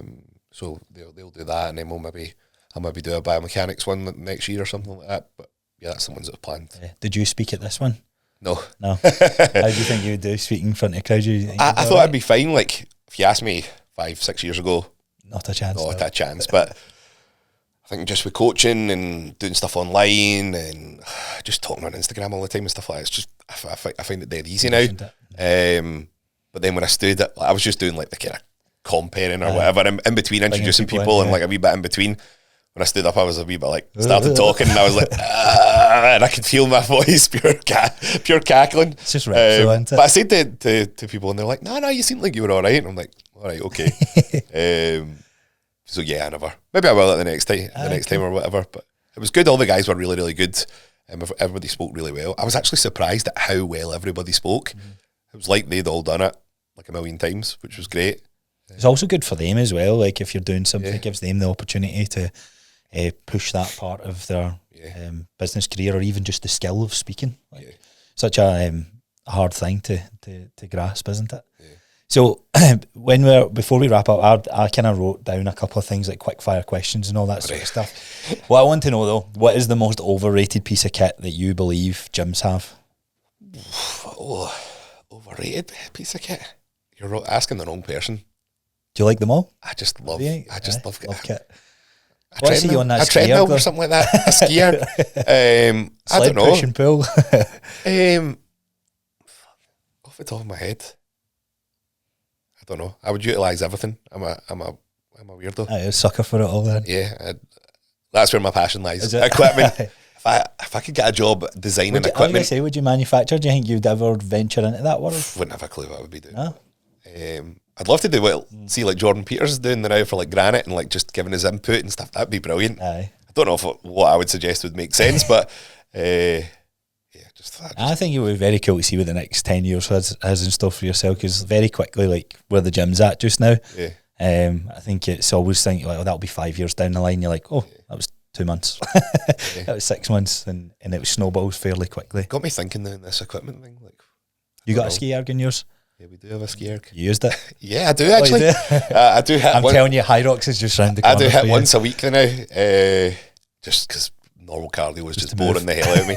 Yeah, and I'm so immobile and stuff, so we try to do mobility, try to do some HIIT, normal cardio and stuff like that. Awesome. I'm still like a tin man, but yeah. Right, so from your bodybuilding or your muscle growth perspective, what's like 5 exercises you kind of hold dear as the only exercises you could do?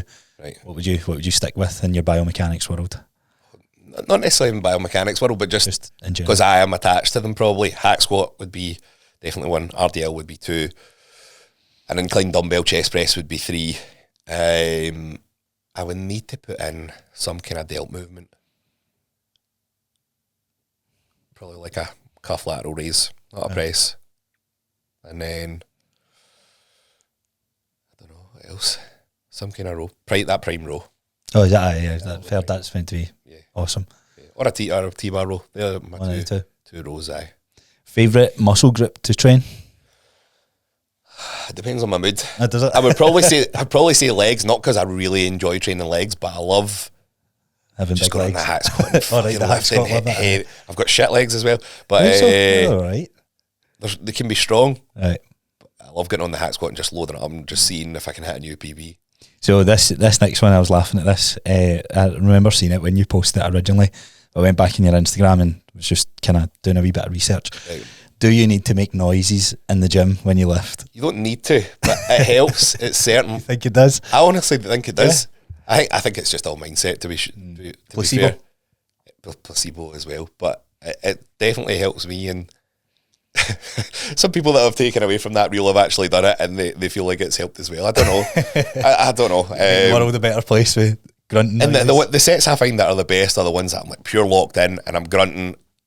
It just works and it just moves. And you know when you're training and a set just feels good. That's the ones. That's where you get to. see to get into that. So intensity is also a big thing.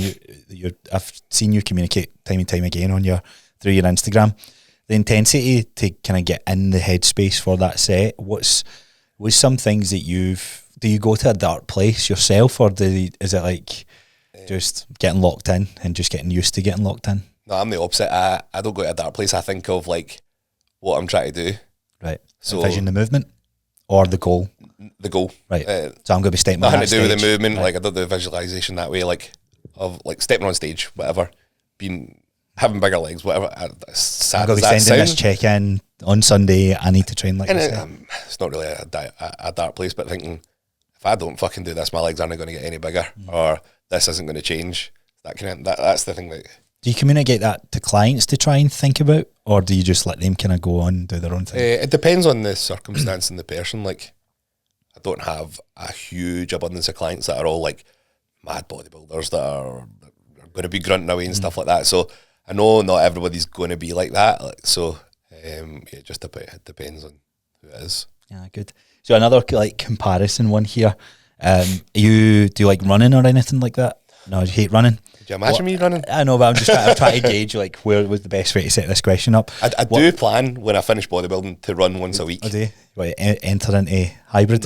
No, I actually hate the whole like hybrid athletes. Like 10 years ago, it was just getting fitter. Aye. Why doesn't it be adding cardio into your lifting weights? Why doesn't it be hybrid athlete? Like, oh, it's sexy to run as like it's an image thing, I think. More in it, like it's getting big these days. Huge, isn't it? It's a huge movement just now. Like the whole running, like even if you just look at the standards of times that people are running, it's like it was unheard of to hear people run under a sub 19 5k. And I didn't even know any of these times, but I'm aware of them now, and I'm like, okay, that's what good is. Like I thought like benching 100 kilos was the standard to aim for, but now it's like I want to be able to run under a sub 25k, and it's like holy shit, man, like, that's so quick. But your what do you call it? Movements of like high rocks. What about CrossFit? What do you think? Like because CrossFit and bodybuilding are like head to head for a wee while, especially for like 2010 onwards. I think I feel like high rocks is kind of taken over, isn't it? That's the new thing. But in terms of like CrossFit stuff, I don't really know much about it. I love the documentaries. See those documentaries? They're fucking class. They fire you up, don't they? Yeah. But I think that is the big thing. Like, see when you do Sport. it, you see a huge amount of people doing high rocks. End up all fucked and injured and stuff like that. And I know they do in bodybuilding as well, but there's a lot of room for error with a lot of the stuff in high rocks. It's the difference between pushing your physique and pushing performance. When you push performance, it's like I'll just do more and harder, and it's like no, you need to take an even. In fact, it's the same strict approach to your training and your progression, your food, your nutrition, your sleep. All these different qualities still need to come in. But it's like, I'll just run more. It's like, no. That's like one little part of it. You got any functional type of like training happening in your gym, or is it like... There's a wee section in the corner. the wee naughty corner there. Got the sled, we've got the stuff for wall balls and all that. It just doesn't really get used. Right. Plans to maybe change it, or do you think you'll keep it just to keep the market? We'll definitely keep it. I couldn't actually imagine having a gym that doesn't have like a functional bit.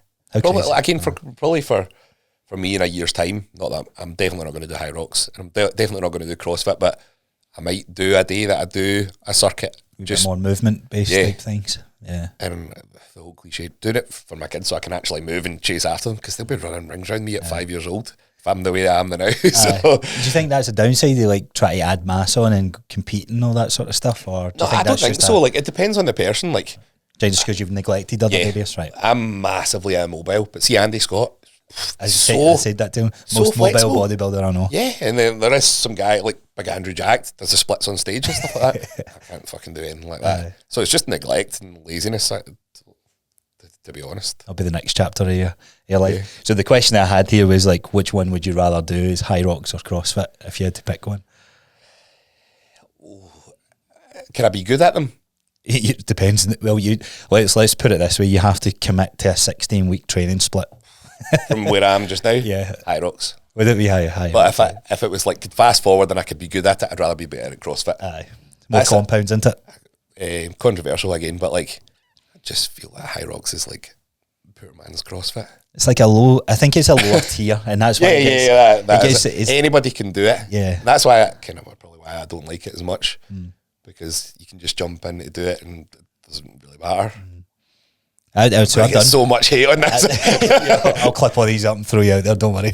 No, but you are right to an extent. I think I've went back and forth on this. Originally, I was like, spend your time on getting good at lifting weights first. Like build a resilient body. Like going straight into the high rock space. The reason there is so many injuries is because you're pushing.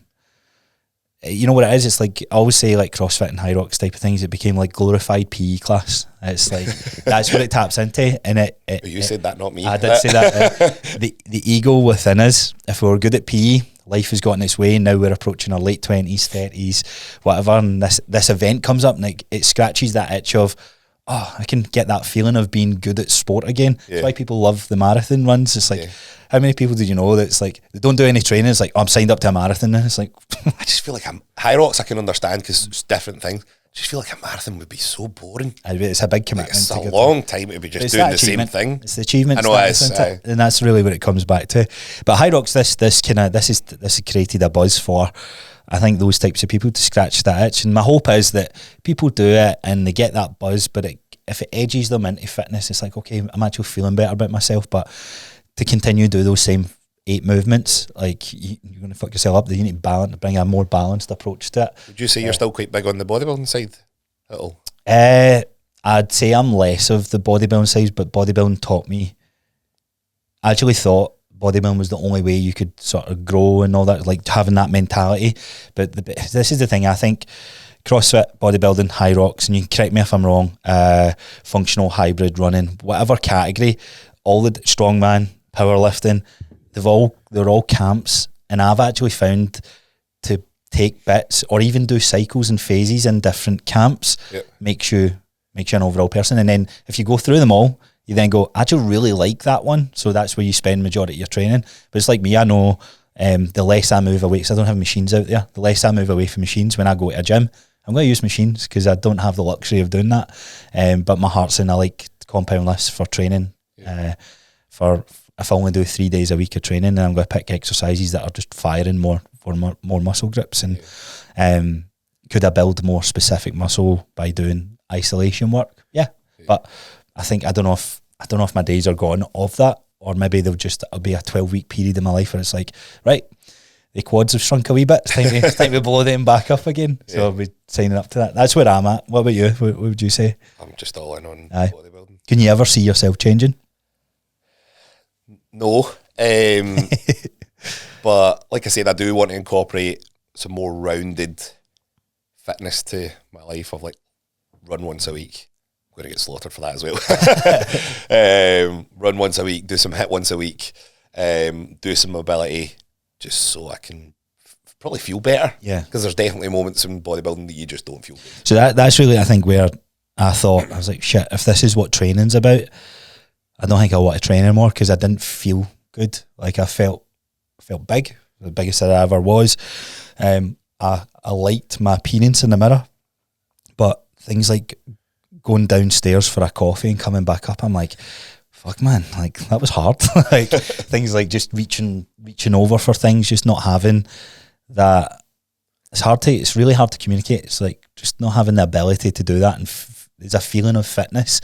And I feel I got it when I started my bodybuilding journey, because I was probably leaner and I was doing a lot of steps, but as lifestyle switched a wee bit, I wasn't keeping up those things. And recently actually adding in just a wee bit of running over this, but I ran for the first time almost a year ago since high school, and it was terrible to start with. But then I can do like the odd wee 5k here now, and I'm like, you know what, I can get through that and I actually feel good for keeping that in. But then I look at running, it's like, for me to be a competitive marathon runner, I don't like the look of what that looks like on a physique standpoint. So I want to lean more into the hybrid movement. I don't want to call myself hybrid, but I want to lift weights and be able to run. Like, you know what I mean? And just do them both equally as average, like above average. Than what I think Mark has a good mix of that, although he went heavy on the marathon stuff recently. He still trains hard, and he was even doing all that stuff. He was still training hard. I think he's trying to find. So I think we go through. Like, I would be interested to see when you don't have the goal of competing. Yeah. Where your driving force to work out, because if your mentality is I'm stepping on stage, I need to train these legs, that's taken away from you. It's like I'm not doing anything, so do I need to? Why am I being intense on my? Why am I applying? I think intensity? I will fully back off and stuff like that. Like less. That's kind of what I feel my intention will be, but that's why you should do a high rocks competition. You're like, I need to intensify these sled drives. I just don't know if I'll feel quite lost after it. Like, what is going on? Because it's been your life for 10, 15 years almost. Even if you take it back to when you were 16, it's probably always, you probably trained to look a certain way, and to shift that 20 years later, it'll be interesting to see where it ends up. So it's like ingrained in you, so I don't know what will be the deal. We'll just need to see what happens. But I think you say that your passion for what you love doing, your biomechanics element, weird enough, biomechanics should go hand in hand with mobility. So I think that might be what shifts you down that. Yeah. But then your kids, I think it's such a driving factor for so many of our fitness goals. And what's better than family? Like, you don't care about anyone else but your own wee circle. Yeah. Good. Definitely. So anything to finish up on? Like, what would you like to finish the year on, to finish your year strong? So we got competing on the cut. Oh no, sorry, that's next year. That'll be next year, aye. Is the date set for that? No, it just depends when the shows get released, but it'll probably be around about this time. So plan to do like Yorkshire show the end of September, and then British finals about this time.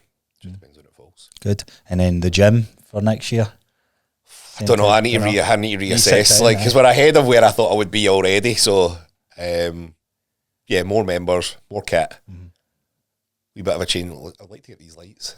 I'll send you the link to where I got them. I think they're actually really easy to install as well. Really? Aye. The only thing I want to do is do the white zip ties. I sprayed the ones out there black. I put it on a chain actually. Got a chain for B&Q and sprayed it because you can see the zip ties. Now that it's like one of them, like, you know every tiny wee detail in your gym. Yeah. It could be better, but nobody else notices it. And you're like, oh, I wish that corner was painted a wee bit better. Yeah, definitely. So I know it'll be good to see where the growth comes. As I said, your the next 10 years for you will be very interesting to see where you end up.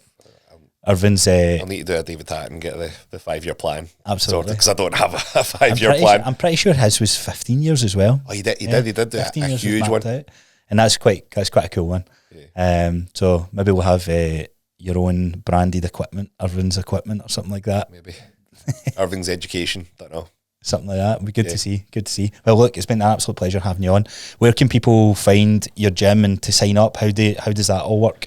Really through our Instagram. Right. So at Irving Peak Performance Gym, cool. There's a link in the bio to sign up. Yeah, I'll tag it all below. You can see all the stuff, all the kit and stuff like that on Instagram. Good. And day passes, if somebody wanted to try it out, have you got any? Are you committed to contract or anything? No, it's no contract, no joining fee. There's day passes available. Good. It's just a rolling contract. Aye. So there you go, guys. If you're listening, head over to you're local to Hamilton, get over and give it a try. That's it. I'll need to get myself over as well. So I'll leave the links to all that below. But thanks again for coming on, mate. No, brilliant. Thank you for having me.